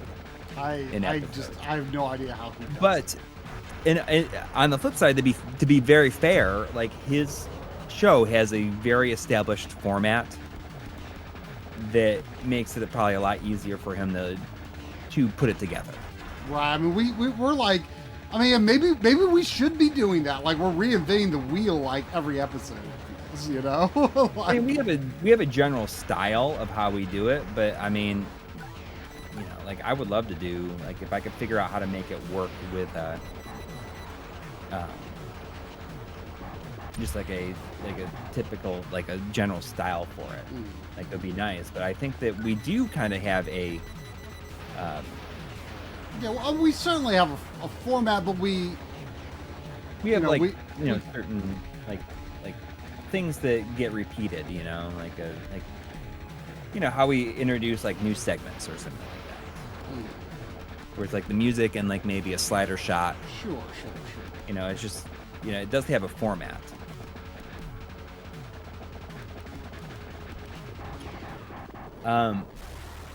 Sounds Online, my room tour. I don't know if you saw my preview that I put up a long time ago now.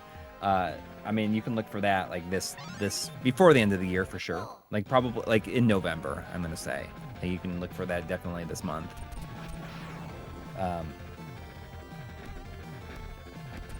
It seems like a lot of my year-end stuff that I had to do for like my real job is kind of winding down for the year.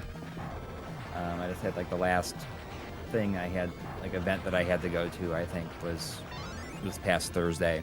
Nice. So I'm just like, I'm feeling inspired and excited about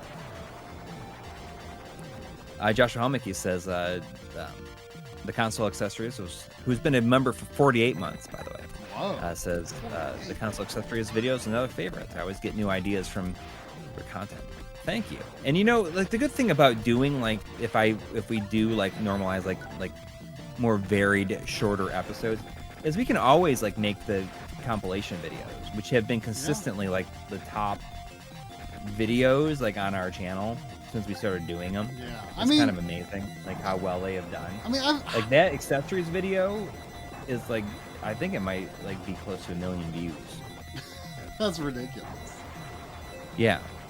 I mean, I've thought about at times like,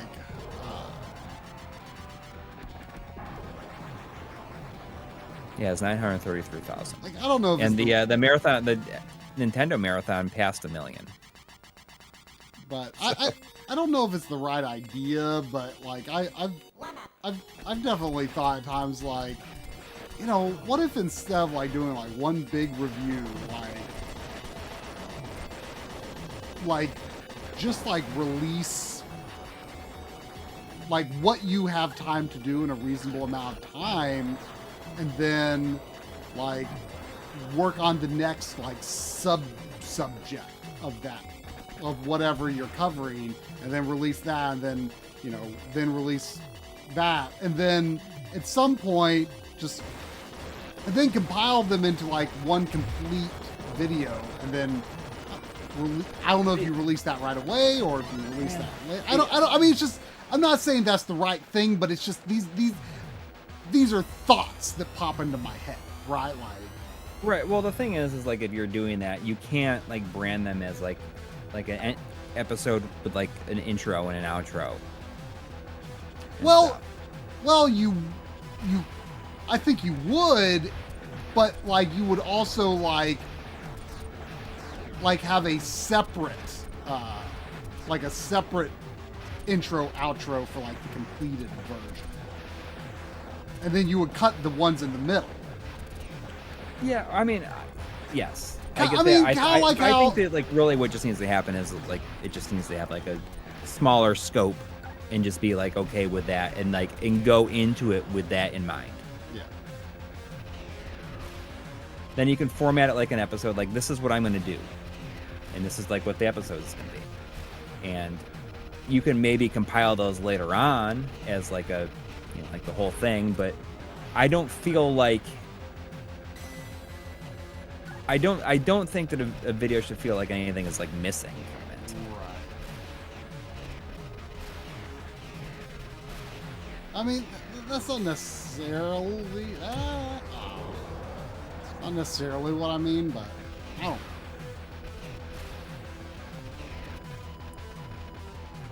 Like when you guys did the off the cuff videos, you just talked about games or series, they were good. Why did you stop doing those? I mean, I don't know. I don't know. I mean, there's not a lot of reason, and this is something that like I had mentioned like in our Discord. We just feel and, like, so also, much pressure to do big videos, and I know that's what we're talking about, is like not feeling that pressure, but it's hard. It's hard to escape that pressure, Yeah. I had thought about, like a long time ago, we had done that side channel called like Video Game B-Roll, and I had thought about like rebranding that as a secondary channel that has just more like off the cuff, like like the stuff that we did for video logs, where it's kind of like, hey, look at this thing. Like a good example would be like LGR has his LGR Blurbs channel, which I think is very good. It's just really fun to watch him just like tooling around with whatever he feels like for a little bit. And that's what I was thinking about doing, like rebranding and renaming that side channel. And we could also like just do the same thing, is like upload like archival materials as well. Does that ever really work out for anyone though? Like the side channel concept, I think it was on one of your podcasts that I listened to not long ago that Chris was saying like why do I have a side channel? Like like the only reason I have is because I'm afraid people are going to think like, oh, well, you aren't allowed to do that kind of content on this channel, so you have to have a different channel for doing it. And he was like saying like, well, I think screw the that. key there would be that this stuff, like a lot of those video logs, like I went into it saying like I'm gonna spend 2 hours on this. On a Thursday morning, I'm gonna spend 2 hours doing this. Like I don't mind the idea of doing more video logs, but like I'm just like, most of those video logs are just like not things that I'm proud enough of to put like I don't want to put stuff out there. Well, that's why they'd be on this side channel too. Well, but I just don't want to put stuff out there where it's just like so inane and so like unpolished that I don't want people to think like when they, you know, I don't want people to for some reason stumble upon those videos and not like other content and then be like, you know, when they see one of our real videos, they're like, oh, I'm not gonna watch these guys because they're always like stumbling over the words and crap.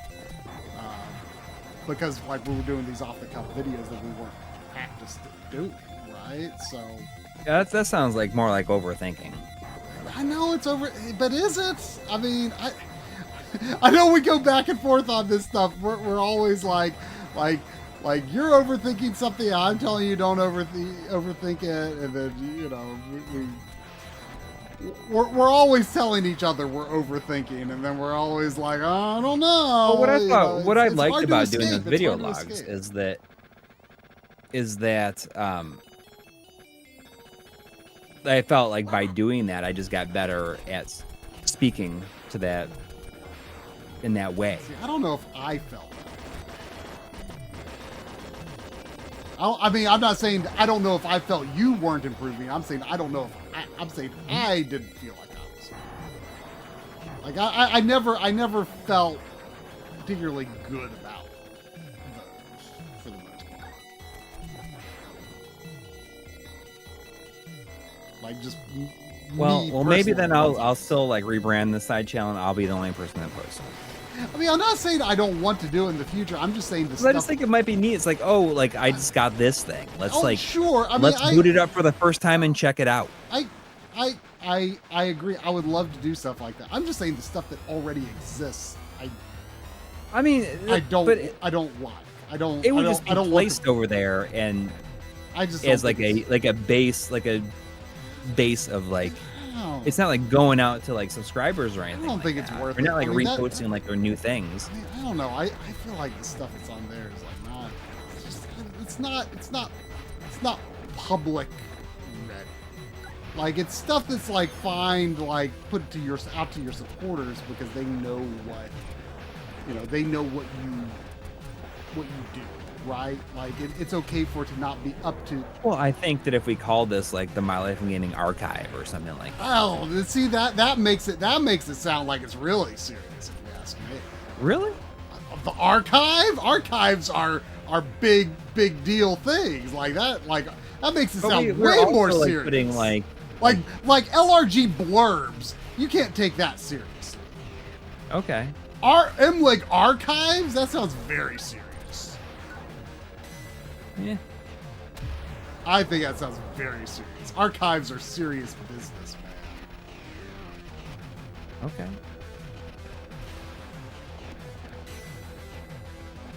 Okay. Well.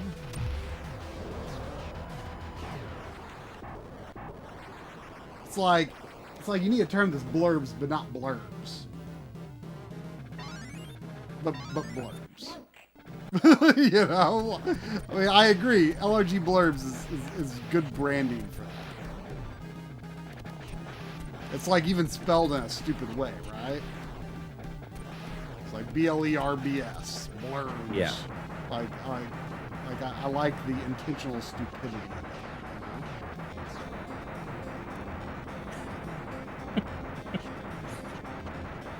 You know?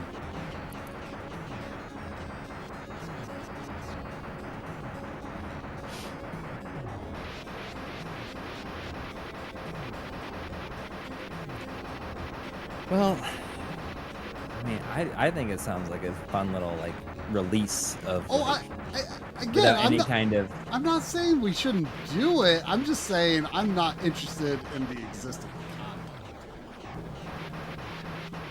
I'm just saying, like, it's not like that stuff would be advertised. It's just like there. Well, Because yeah, people boy, watch it would. I anyway. mean, it would be advertised through On the YouTube main channel. channel if they wanted to. I mean, it would be in the algorithm. That's fine. It's I mean, a- not for a channel that like does not have a lot of views at the time. It's like we couldn't even. I just wouldn't be confident in putting that stuff out there unless we had newer, better stuff to. Well, I mean, that's why it would be up to us to make that stuff. But I mean, I have a hard enough time getting, you know, the regular episodes done because there's so much work, you know. So, Yeah, but I mean, something like like this. I mean, that was a I'm good just thing. I'm just like now is not the time to be talking to me about this and feeling receptive to it because I've got to get this Retrode video done. I've got to get Analog Frontiers done.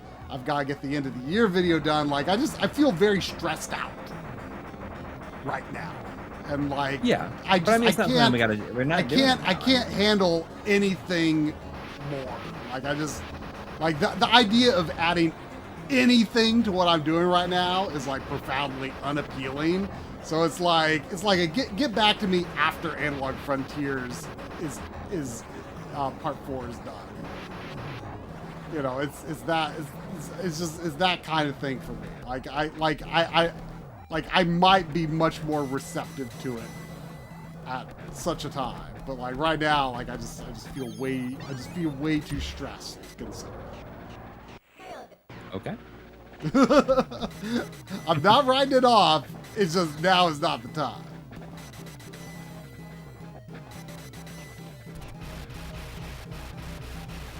All right, then. Okay. I mean, no. I mean, it's the exact same thing I told you like a couple of weeks I know. ago. Oh yeah. I was just getting the people's opinions.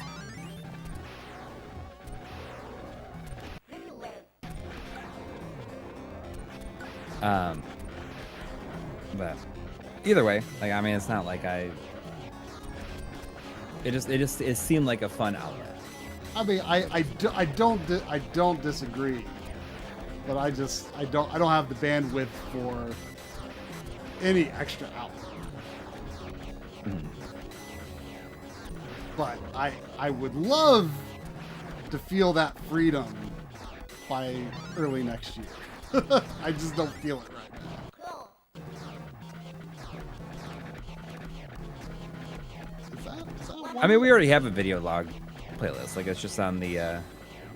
Right. Well, I mean, I think you were inspired by putting all of the streams live, and you were kind of thinking like, oh, well, what if we had more things that we could just put out there?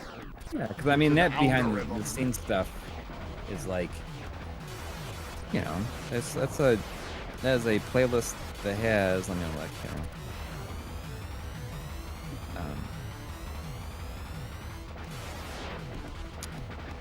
Has 115 videos on it.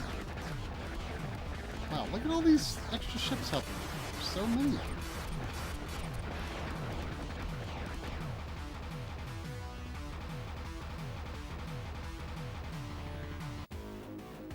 Oh yeah, I mean I have like a personal channel, but I don't like it's just like family stuff and this and that. Yeah, I mean, I totally love the idea of just like, you know, like, hey, I bought this cool random thing, or this random thing was delivered. You know, let's check it. Like I love the idea of doing that. Yeah. Except right now I don't. Yeah. I It's just- like I'm frozen. Are you hearing me still though? I am. Huh. My face is taking a res. It's like, Your face looks I mean, like it's actually it looks like it would be kind of straining to hold that face for that long. here. Let me try and turn off my camera.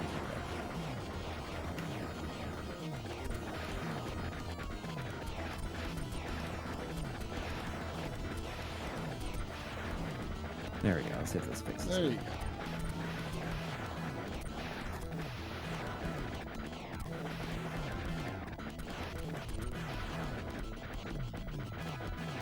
You know the reason I wouldn't say I like went out of my way to play a not Nintendo thing, but we had a little back and forth with someone in the comments the past week or so. It was like you guys play so much Nintendo stuff on streams, or so like so many like Nintendo systems compared to like Sega or PlayStation or anything. And you know, my response to that always is like, I mean, Nintendo has been at this for longer than anyone else that's like still in the console business, right? Mm-hmm. And also, like, we tend to buy more of our like retro styled games. We tend to buy more games like that on Switch. So, like, I think it makes a lot of sense. You know, and like even, you know, you consider like the first PlayStation generation, right? Like, Right. you consider that those games are so much more time to like just boot up and get into, like for recording or for Right. streaming, or they're very story driven, and you know it's not like a good stream game because we don't love to play story driven games unless it's something like, you know, when I streamed Final Fantasy 4, you streamed Chrono Trigger. It's like, you know, these are games we know inside and out. We're not paying attention to the story. We don't need to pay attention to the story. But like, you know, if it's something that it's a lot more work to play those games on the stream, even from the first generation of PlayStation, you know. So I don't know. That's just my take. I mean, it's not intentional, but I think it makes a lot of sense why games on Nintendo systems fit the bill for what we stream. But you know, it is absolutely a fair point. I'm not saying it's not a valid point. It's a very valid point. Yeah. You know, so you know, he's absolutely right. We should think about it more often, but I still think it. I mean, it's just. I think it's just natural. That's just naturally how it is. There's more Nintendo systems. There's more retro style games on Nintendo systems. There's more games that are quick and easy to the action on Nintendo systems. I mean, yeah, Genesis games are quick and easy to the action, but Sega doesn't make consoles anymore. You know. Yeah, And I mean, the library is smaller for the consoles that they did make. The library is smaller. yeah, I mean, it really just comes down to what we feel like playing.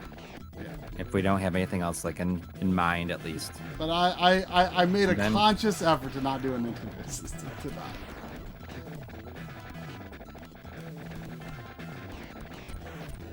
Well, if I was allowed to play Air Twister, it would have been Air Twister. Which you have the Yeah, PS5 version of that Right. for your review code. Yeah, I like specifically asked, like, oh, I'd like to stream this. Oh, come on! I was trying to experiment and see, like, oh, it looks like you actually can touch the eyes, but maybe you can't, or maybe it's just like a real. Maybe I mean, I'll tell you what guess I your almost Xbox played. is- I was joking on Twitter, was it Friday night, I think, about how I found myself playing the Atari Lynx collection on the Evercade, and I was playing California games, and I spent like a kind of a ridiculous amount of time playing Footbag, which was hacky sack in California games.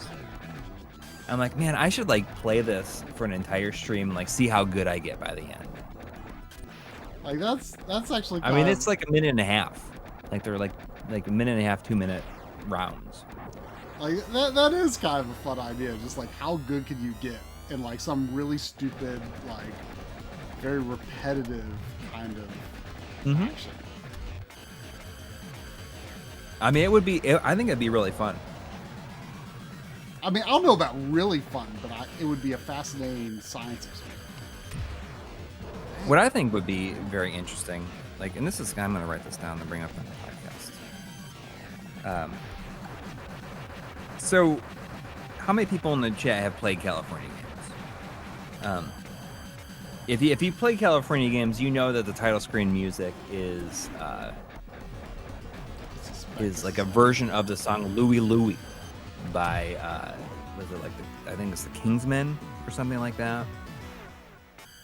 And I wonder if they had if they're allowed to use that, or if they just like used like changed it enough that they could get away with it. Because I'm surprised that they are able to use it now.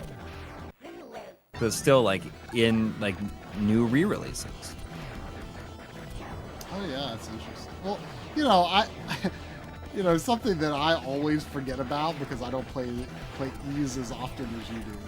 But I downloaded the Ys 10 demo. Oh yeah, I downloaded it too. I haven't played it yet. Of course, it's only on Japanese storefronts, so it's all in Japanese. But yeah.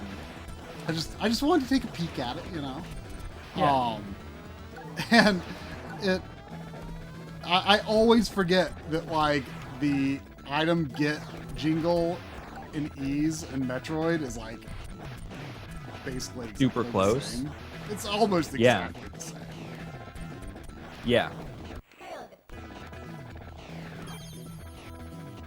Yeah. I mean, it took me a little while before I realized that, and then I still kind of get a kick out of it, like that neither of them.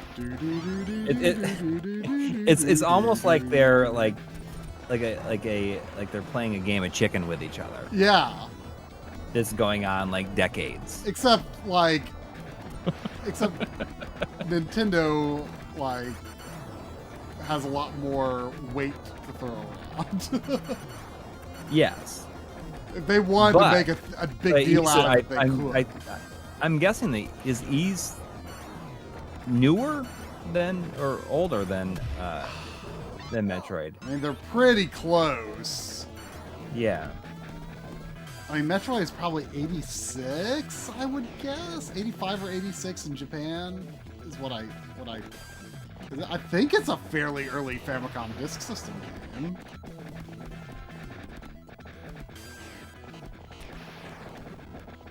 So yeah, I mean they've got to be around the same time. 1987 is looking like what it was said Ys here. 1 or Metroid? Ys 1. Okay, so Mike Sherry says Louie Louie is the Kingsman. That's what I said. Like I said, is that I heard the tune during the 7th inning stretch during the Mariner game growing up. I just think it's interesting that is like the title screen music in California games, and they're still able to use it. I guess. Or if they, like, were they ever able to use it and they just did? Man, this boss is giving me a really hard time. Like I'm honestly not very clear on like what. Like, can I just? I'm pretty sure that wherever you're hitting them and it turns blue, I think. Like the explosions where you're hitting them, that means you're hitting them in the right place. Maybe it's like where it's the explosions are red. I don't know.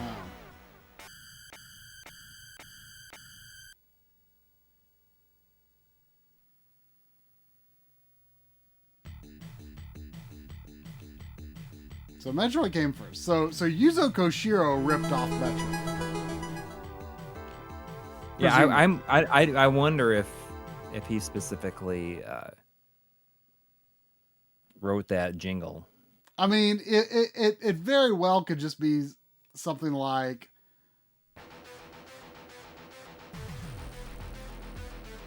So wait, reg switch means you're hitting the weak point. So was I always hitting it? Like it kind of looks like there's these like, because I mean they're like orangish, aren't they? Like I don't know. It's well, it's just like the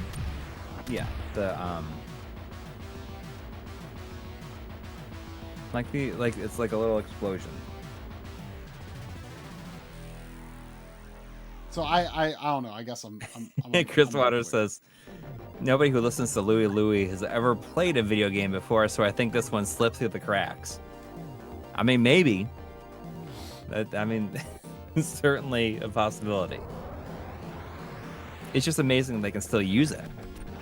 And it's not credited or anything in the game. It just uses the same, like, rhythm. And there's no lyrics to it.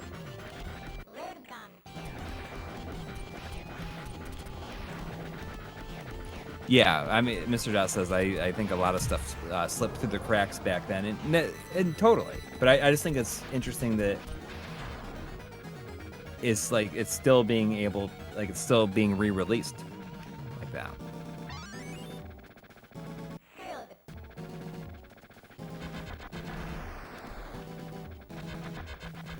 So yeah, it must be red because when you're shooting the enemies, they're explode.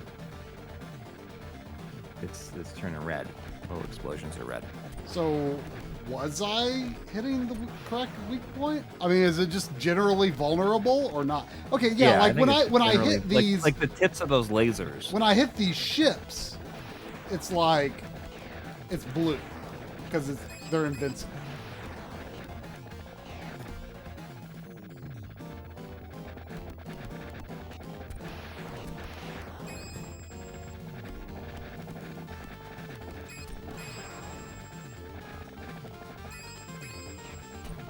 But like when I hit those little red things on the top, then it's it's an orange explosion or the regular enemies.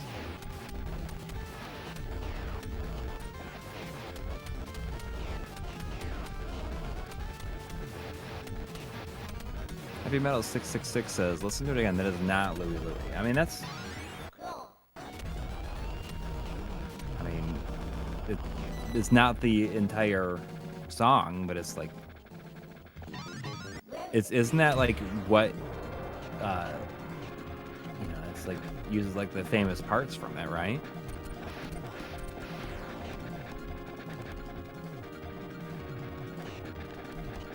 Well, like, I mean, seriously, like the E's and Metroid thing is like basically note for note. Like, yes, it's basically not different at all.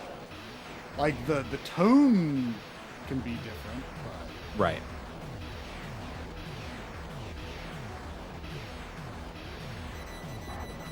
Maybe it's only in the Lynx version. Let me check the title screen for the Genesis version. oh man, I got a game over on that one. It's not I'll just mash the timer down. Like, no point in accepting a game over in that level. This is actually kind of unusual for a Genesis game to have like no like settings menu. There's no like there's no options. I mean, I wouldn't be surprised if there's like a hard mode code or something, but there's no obvious settings at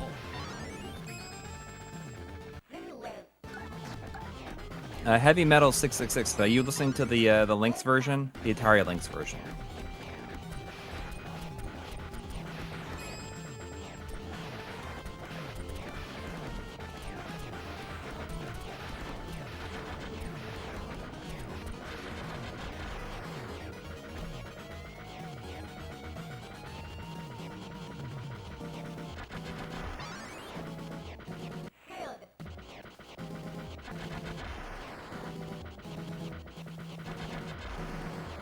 I like how the guns that are in the foreground are just like pixelated, like double size pixels.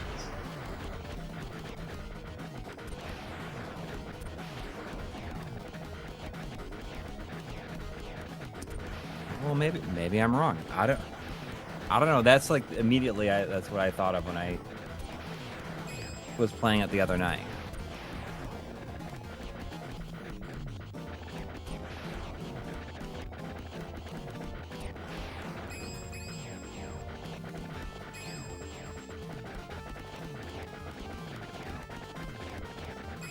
So maybe it's completely different. I don't know.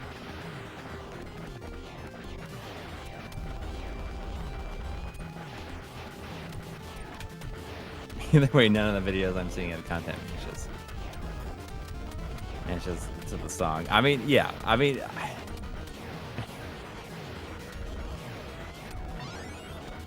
I don't know. I'll just tell you though. Like I could probably play Footbag for 3 hours, and I think it could be an enjoyable stream. And it's something that I would like to try in the future. It'd be a real cool hangout stream where there's, you know, I'm just playing Footbag. Just playing Footbag.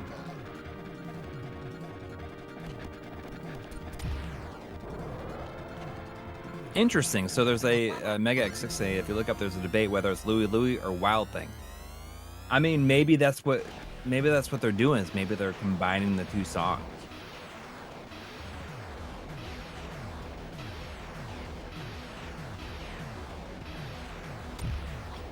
And that's kind of an interesting workaround to not get in trouble. Just combine two famous songs into one. It's definitely a Louie thing. I don't know. Yeah, Footbag is hacky sack, but in the game they call it Footbag. Is hacky sack a trademark term? It might be. Or do they call it big? Yeah, I could see that actually. When I was in high school, some friends like played hacky sack, and they're like, "Oh, I'm gonna go hack." Go hack. Yeah. You're like, do you even hack, bro? I remember like seniors, like for whatever reason my school, like seniors could like eat wherever they wanted basically. Like everyone else had to eat in, you know, in the gym, which was converted into the lunchroom when it was lunchtime. But like seniors could eat. We always ate outside. I remember a bunch of people playing hacky sack outside. Mm-hmm. Do you play? That's like the only reason I know what a hacky sack is, because I can't recall it ever coming up again outside of senior year lunch.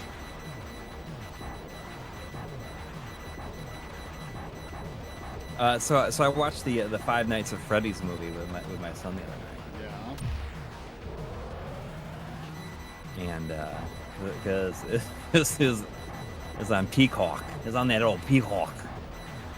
And I don't know, like it was fine. But you know what? He's like never really watched a scary movie. Yeah. And he almost like gave up like halfway through it.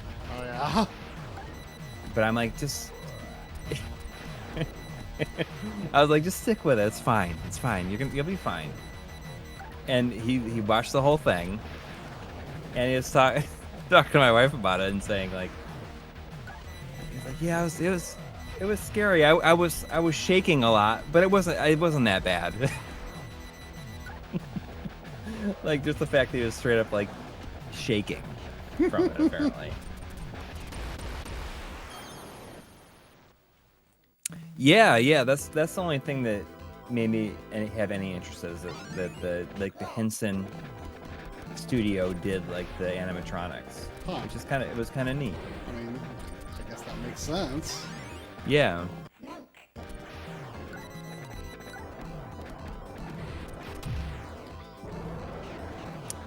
But that one guy from Game Theory was in it for a split second, because isn't he like the one like basically like he made it popular?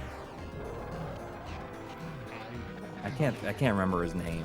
I have no clue. But it was like the whole scene things I know nothing with him in it was like it made my eyes roll into the back of my head. But he's like, he says something like, you know,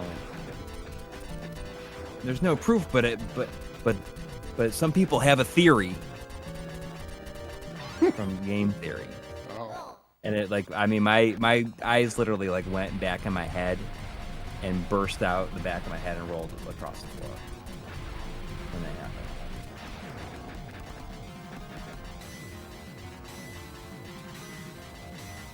happened. Yes, I mean it is a very PG-13. And you know, like on Halloween night, we actually started watching the movie of like scary stories to tell in the dark. Oh, And yeah, that was yeah. PG-13. And there's like my son couldn't handle it. Like there's one where the scarecrow like stuffs some kid full of straw and stuff, and like makes a scarecrow out of a kid. And it was like John and I it was saw too it. much, Went and that to was like see kind of a that. lot. I was surprised for like a 13, for a John and I went to see PG-13 that in movie. theaters. You did? Yeah. Drum wanted to go because I mean he references those during like streams and stuff quite often because he grew up with those books. Mm-hmm. It's probably a big part of like why he likes horror stuff so much today.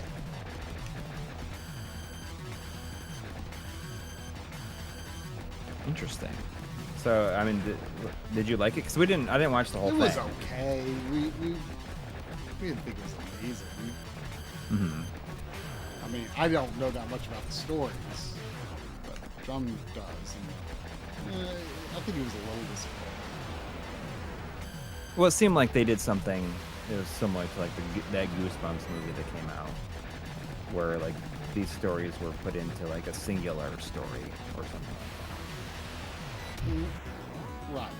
And like we're happening in the real world. Like I mean, not in the real world, but like they're Like never the- referenced the- as a it's to like the story. it's like all in the connected to the framing device, movie. Right. but I like Goosebumps. I know very little about Goosebumps. I only ever read one. I only ever had one Goosebumps book.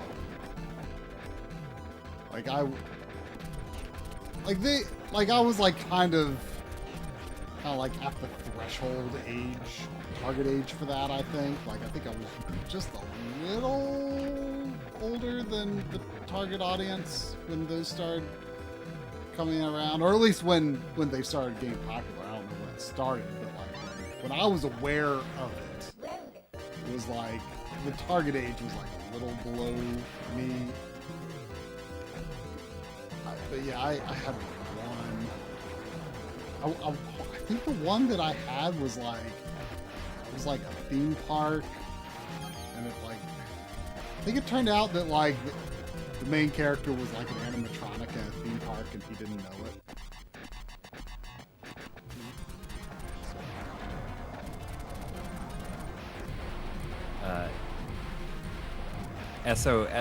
Symphony of the Night says we had Tales from the Crypt. And Yes. that was like, I mean, did you ever watch Tales from the Crypt? Not much, but I definitely remember like the host character on TV and stuff. Right, the Crypt Keeper. Yeah. Yeah, good stuff. There's 1999 from Scott Davis. Thank you. Thank you. Saying, greeting from COVID quarantine round 2. Ugh. My project have been 100% Mario Wonder and to edit my messy NAS library on Rune. Ooh, well, good luck with that final challenge in Mario Wonder. But it's an easy Saying complete the otherwise. Mario Ultra Badge challenge was no joke. Kudos to everyone else who has bested it. Cheers. So you did complete it. You're done completing. Yeah, that whew. That was real tough. I was Makes it. like everything else in the game is like relatively easy, but that was tough. How far into it are you? Have you played Beyond World Beyond? I'm really having a hard time getting into it. Yeah. I'd try, most of the way I knew through. you I think I weren't just going to finished be World like 2. I knew you weren't going. I had a feeling.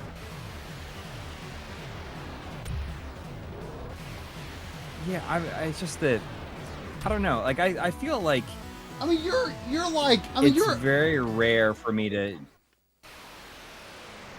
It's just, I don't know, like Mario games are generally consistently good, but I feel like I never feel like so compelled by them. Like the only time I've like really felt super compelled in the last 20 years is the first Mario Galaxy.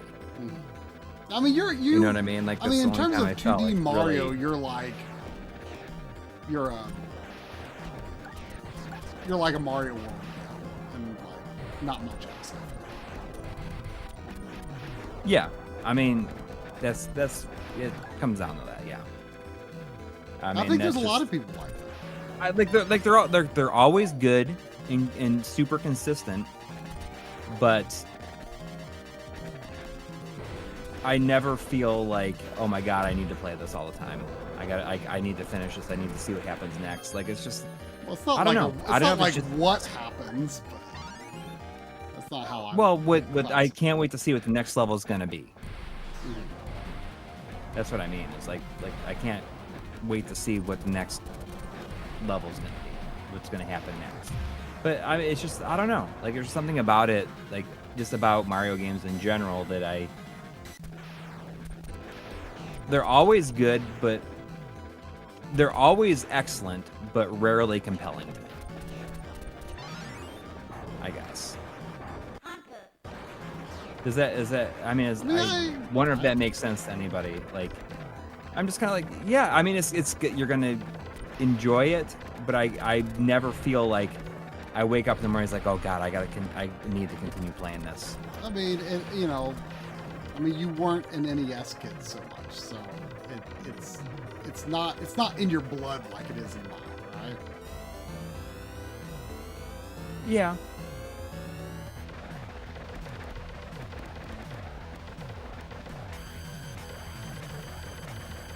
Are those orange circles mean it's doing damage? Like I guess this weapon just has like a different explosion. Yeah. I mean, usually like a seeker type weapon is pretty weak, but this is also like super rare, so maybe it's really good. Oh, the hunter? Is that what it is?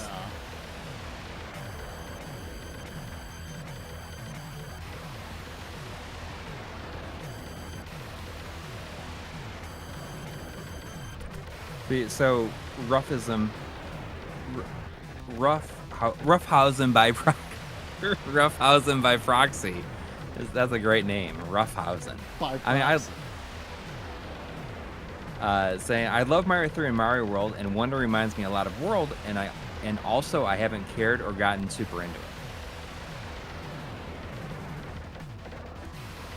I mean, yeah, like for better or worse, you know, like RC says Mario games are boring. Excellent, but boring.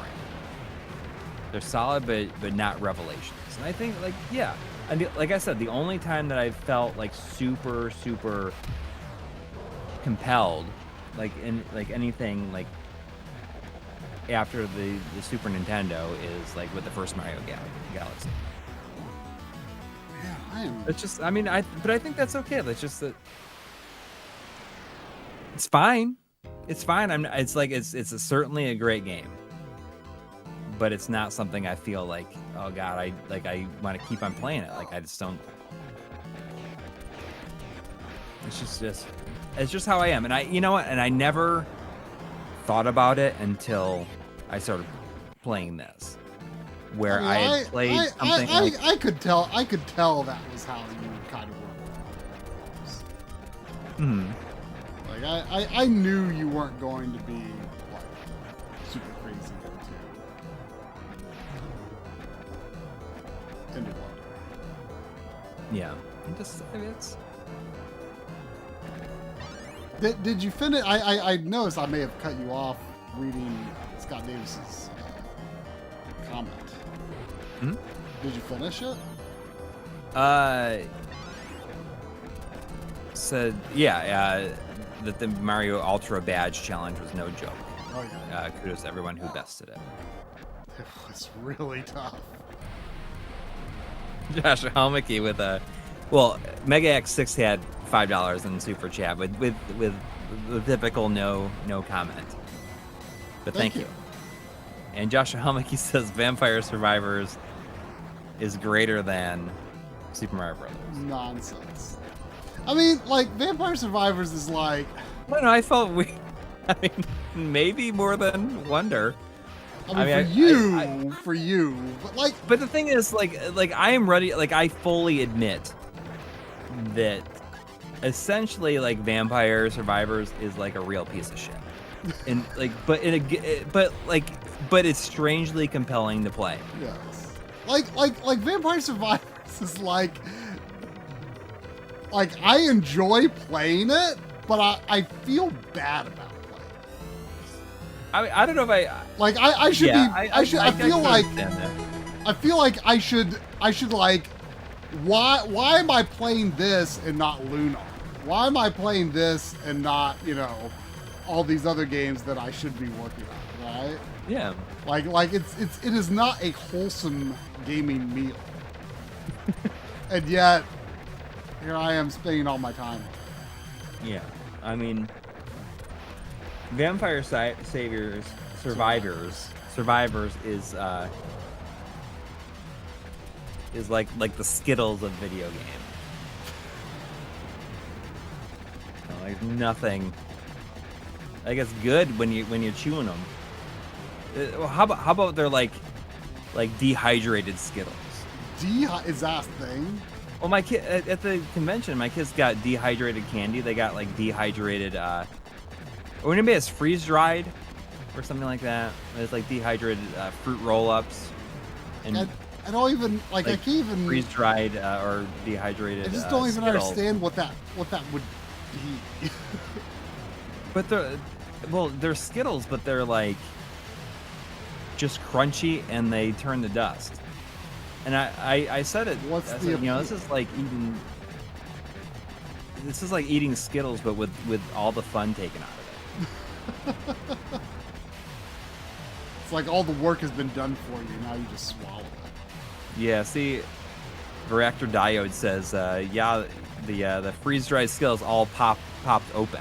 And they kind of blow up. The inside blows out of them. Oh. So, I mean, I would say that the Vampire Survivors is like the freeze-dried Skittles of video games. Oh, I thought you. Yeah, it wasn't. I thought it was your last. Like if that was it, I was just going to quit and play something else for the rest of the stream because this run is doomed. I've done too bad on these starting stages. And they also got freeze-dried fruit roll-ups, and those were not any good either. Yeah, that I don't get it.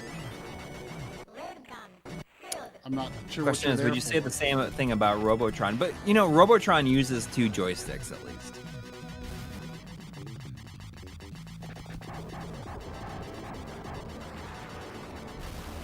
Well, I don't think you can. You cannot reach a point in Robotron where you could just like set the game down and walk away and come back when. I've yet to actually do that in Vampire Survivor, but I probably could. Yeah. You know, I got the most slowdown that I'd gotten on it ever before last night, and it was with the new character's weapon. It's like a lance. And like, I don't know, it seems, I think that's what did it. Like, it seems really heavy for some reason.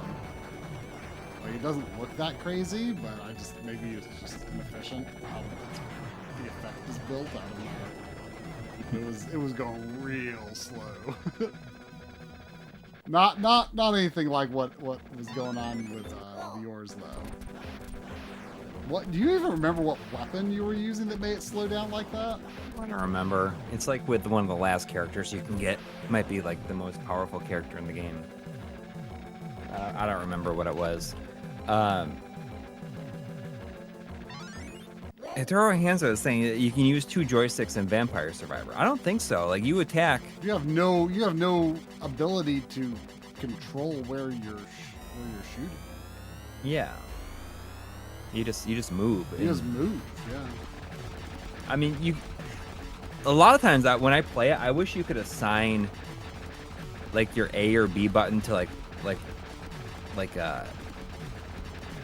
LL or ZL, because then you could just play it with one hand.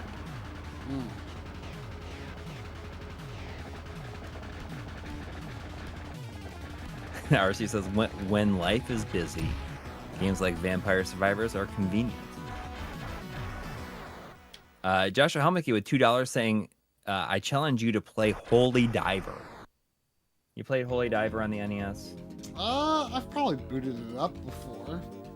That's like one of those why don't games. I play it right now? All right, you do that. I'm gonna run in the bathroom because this is not a very good. Take him back. Game over. Luckily, my EverDrive is in my Famicom as we speak. So. Scott Snyder with $4.99. Scott, I want to make sure that you know that I have not forgot about the thing I'm going to send you. I just have a package. I'm trying to fill it with stuff, and it might take a while for it to fill. Come here, Sandy, come here. Come. Scott Snyder with $4.99 saying, if you had to, I don't got nothing. I'm sorry. Make love to one, marry one, and kill one, what would you choose? Super Mario Brothers Wonder, Vampire Survivors, or Space Harrier? I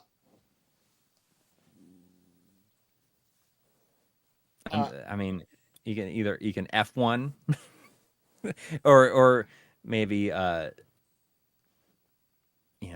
take one out to dinner.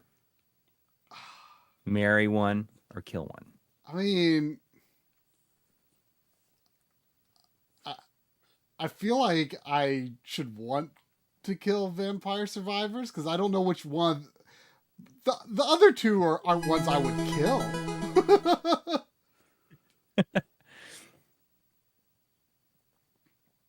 I mean, I think Mario Wonder's the one that you gotta marry. You know.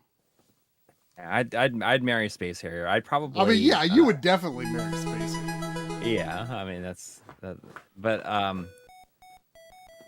Oh wait.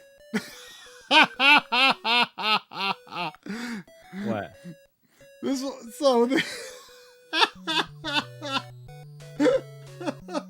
I hit the start button instead of loading. We got this email about this NES oh yeah. This NES Jane Austen game. And this is a demo. They were asking like the developers are actually local to me. So they were asking like, hey, would you be interested in like maybe doing a video on like making an NES game in 2023? And I tried it and I'm like, this is actually pretty solid. I like her walk. I know, like I mean, what I told them in the email was like, I feel like they did a really good job of like capturing an authentic spirit of like NES sprite work. Yeah. Like she's got like a very like sort of like something between like Mario 2 and Zelda 2 sort of aesthetic going on. I was saying like you guys have like I think you've done really good here, but maybe ask again sometime in the future if you get another project going, because just don't have time time to do a project like that now, but you know, it seems you all have a good thing going here. Same Cloud stat says the way she FF7. walks is perfect. Cloud FF7 2000 says, if anyone had Jane Austen on NES on their bingo card, you win. That's the last thing that people expected in this stream, I think. Well, me too, because I like I said in the accessories video, like, you know, I'm not that hardcore about like how I use EverDrives and stuff. So like to the point where like I totally forgot that if you just hit the start button, you load the last ROM you loaded rather than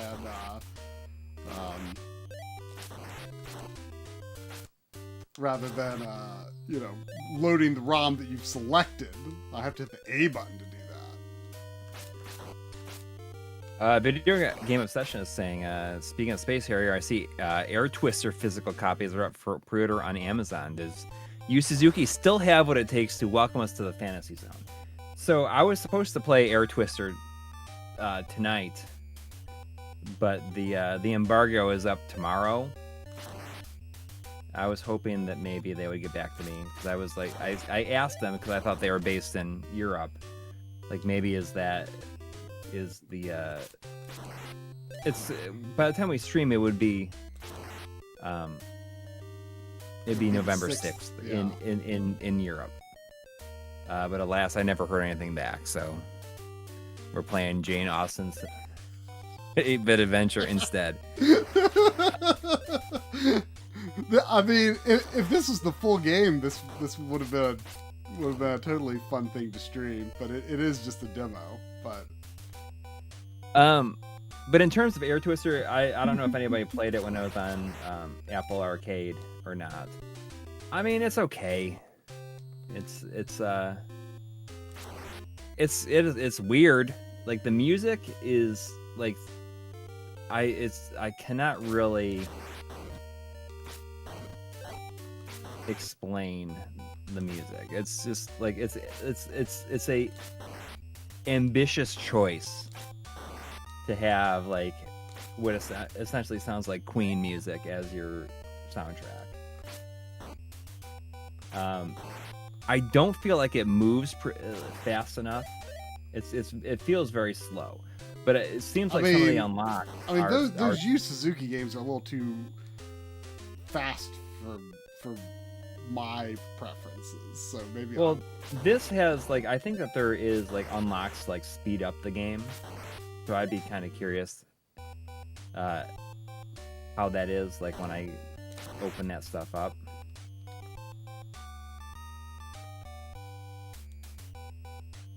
It's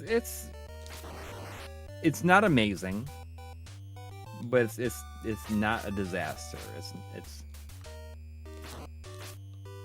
I'm guessing that it's probably most people who play it would think that this is better than Beyond Wonderworld. Wow. But in a weird way, they're almost comparable.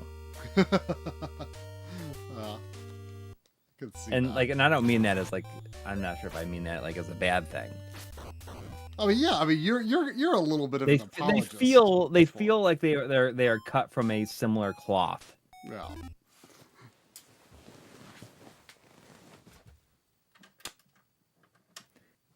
Okay, I wish let's try Holy Diver, which is what we came here to do.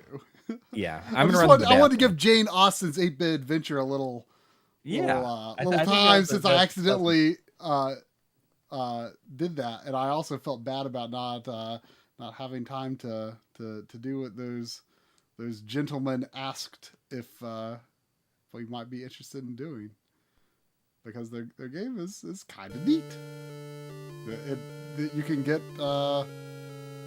I think it's on Steam now, and if you look it up, I think they're making like actual carts soon.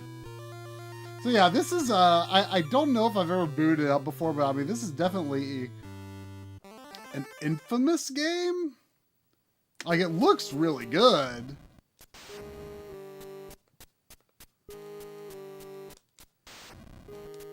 So I have Twin fire. How do I... Oh, I see. I hit select to use that. You sound real bored, Sandy.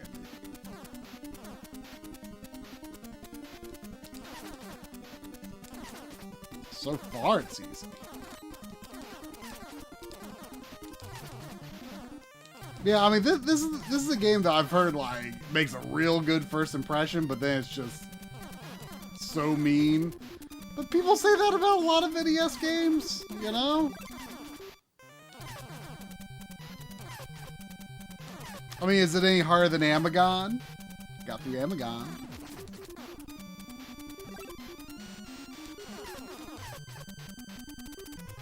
I forget if it's a cheap game. It might not be a cheap game.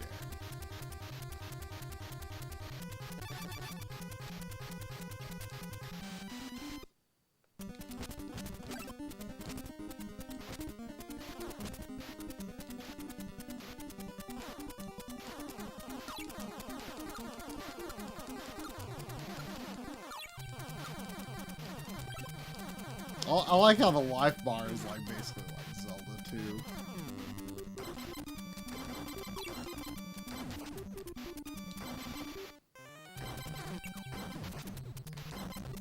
Okay. These not Medusa heads are getting pretty vicious.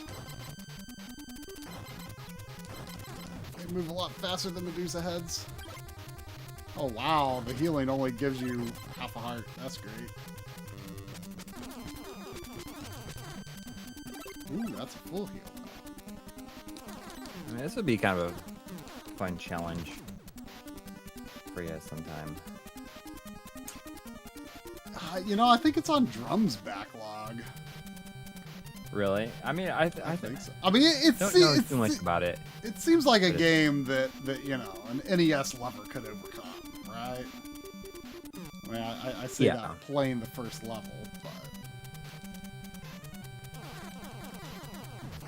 I mean, it certainly doesn't look bad. No, I think it's infamous. I mean, it seems quite well made, but you know, it's probably tuned to be pretty difficult, I suppose. Whoa, that guy is ugly. See, I got to the boss without dying. Lets me start here. Refills my magic when I die, you know. Man, that's like a really creepy enemy, though, I think. Like, don't you think that's really creepy looking? I missed it. I mean, the boss I'm fighting right now. It's creepy. Okay, well, you just got to it in the stream. Oh, really? I'm not live. He's behind somehow. It looks like one of the things from like where the wild things are. Yeah.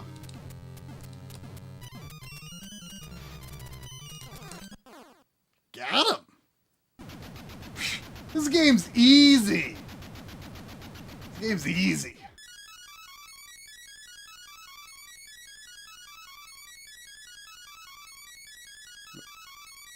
The music at the end, the sparkly music sounds like...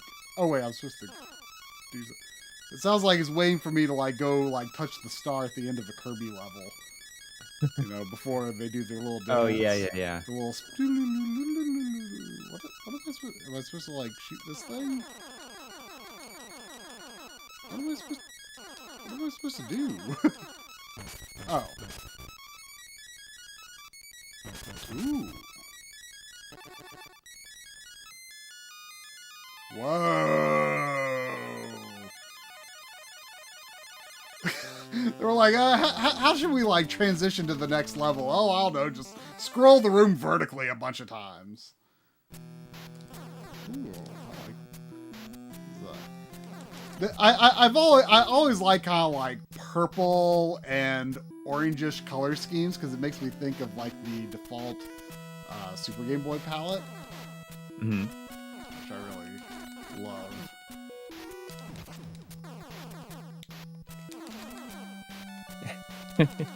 You've apparently, Mr. Dot's saying you've classified it as interesting, so you will now be buying it. Well, I don't. Oh, I bet I'm supposed to use my. Do I use? So like a high jump. Well, no. Oh, there we go. I had to use my blizzard spell. Oh, cool. So it actually not just the screen, but like not just the local area, but it actually freezes for a period of time, like the whole world. That's cool. You should get it. It's good. I only said that because Corito 1981 says, or no, Fenris Wolf said you should get this with the trademark thing on it. I mean, I like how expensive is it? I forget if it's an expensive game. I think I saw someone said it's like $50 loose. So it's not cheap, but not unobtainium either. Yeah.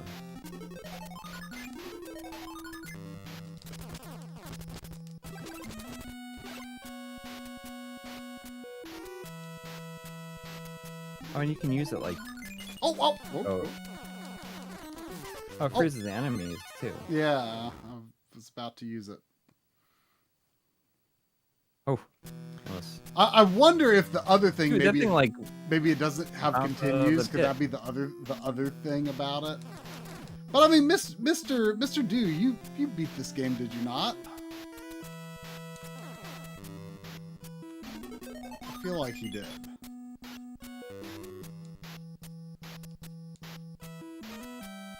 Anything Mr. Do can do, I can do too.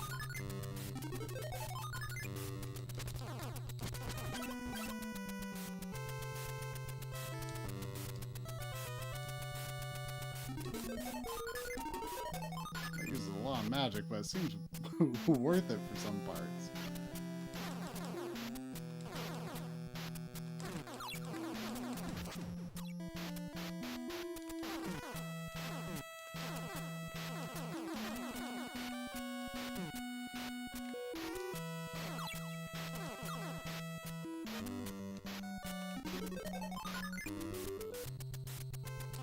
Oh, that's cool. I can cut through the lava fall.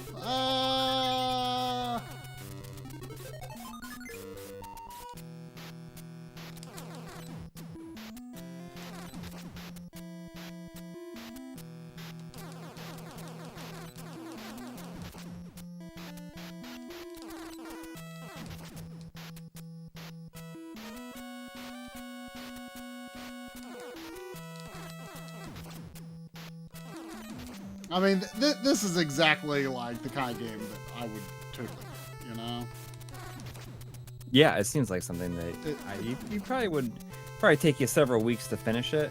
Yeah. Like several streams to finish it. Yeah. Well, we're going to find out whether it has continues or not. I feel like there's got to be some kind of catch.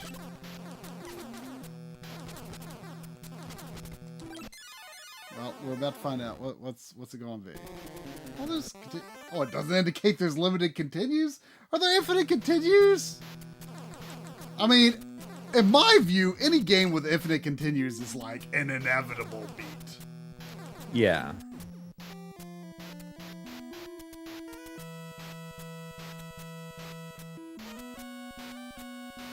This is Konami hard, even though it's Taito. Not impossible. So if it's infinite continues, then like, sign me up. I can take the punishment. I mean, I don't mind limited continues in a more like average difficulty game, you know. I don't mind going back to the beginning and learning the game, but you know, if this was like an insanely brutal game with like 3 lives and that's it, that's Master System hard. That's Master System. Yeah. Hard. Master System is way crueler than NES, despite the reputation.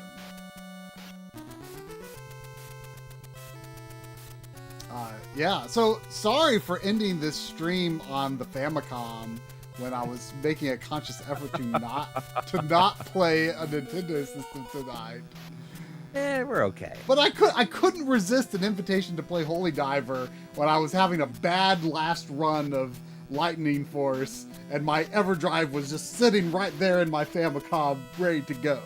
And I got to introduce you all to Jane Austen's 8-bit adventure on accident. Yeah, that's kind of fun. I feel like that's the true revelation here of the night. I don't even know if that's like available. Like, I think I know it's on Steam. Oh, okay. Because they said they were going to have like NES carts available like soon. I'm looking down their website. Let's see, coming soon, NES cartridges. In the meantime, you get the NES ROM file as part of the digital download. So I guess if you buy it on Steam, you get the ROM. Yeah. And they have a demo on the website, which is what I was playing. Yeah, it's kind of fun. Maybe we sold at least one copy of it. I sold one copy of Jane Austen's 8-bit adventure. I mean, that walk animation is if you buy it and you can like leave us a review for it on Steam, say that this is where you saw it. Yeah.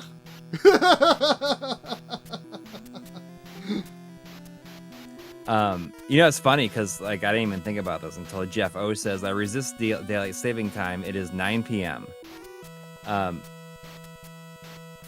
It's just interesting because like it's 11 o'clock, but our bodies are saying, oh, it's midnight. Yeah, I mean, I think I made the transition to the new time pretty successfully. I did let Sandy eat early tonight though, because she don't know. She's just a dog. She don't know why that She's like, oh, I'm hungry. I pushed it, I pushed it out a bit, but I let her eat a bit early. She's just like, I'm hungry. All right. Well, that's gonna do it. Thanks to everybody who donated tonight. Everybody who hung out. I hope everyone has a great week ahead of them. I gotta go, and I'm going and doing family photos tomorrow.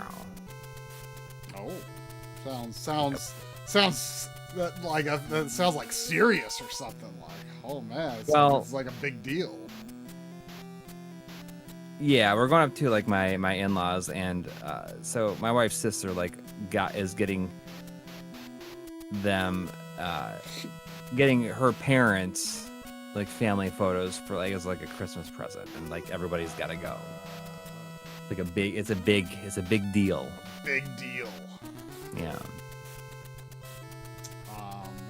Okay. But, well, I hope everyone has a great week. Yeah, I'll be just working so hard on the RetroTink 4K video. It'll be close to done by this time next week. So look forward to it relatively soon. I mean, who knows? I could surprise us all and it could come out before the stream next week. I don't think it's going to happen, but I think it could be relatively close. It could be. It's not an impossibility, but yeah, it's coming along. It's coming along. I've got through the hardest parts, so. Very well. Should be smooth sailing. Yep. Smooth sailing from now on. Well, I mean, it won't be smooth sailing because my computer is being real slow about some parts, but I'm past the toughest. Anyway, good night, everyone. Good night, everybody.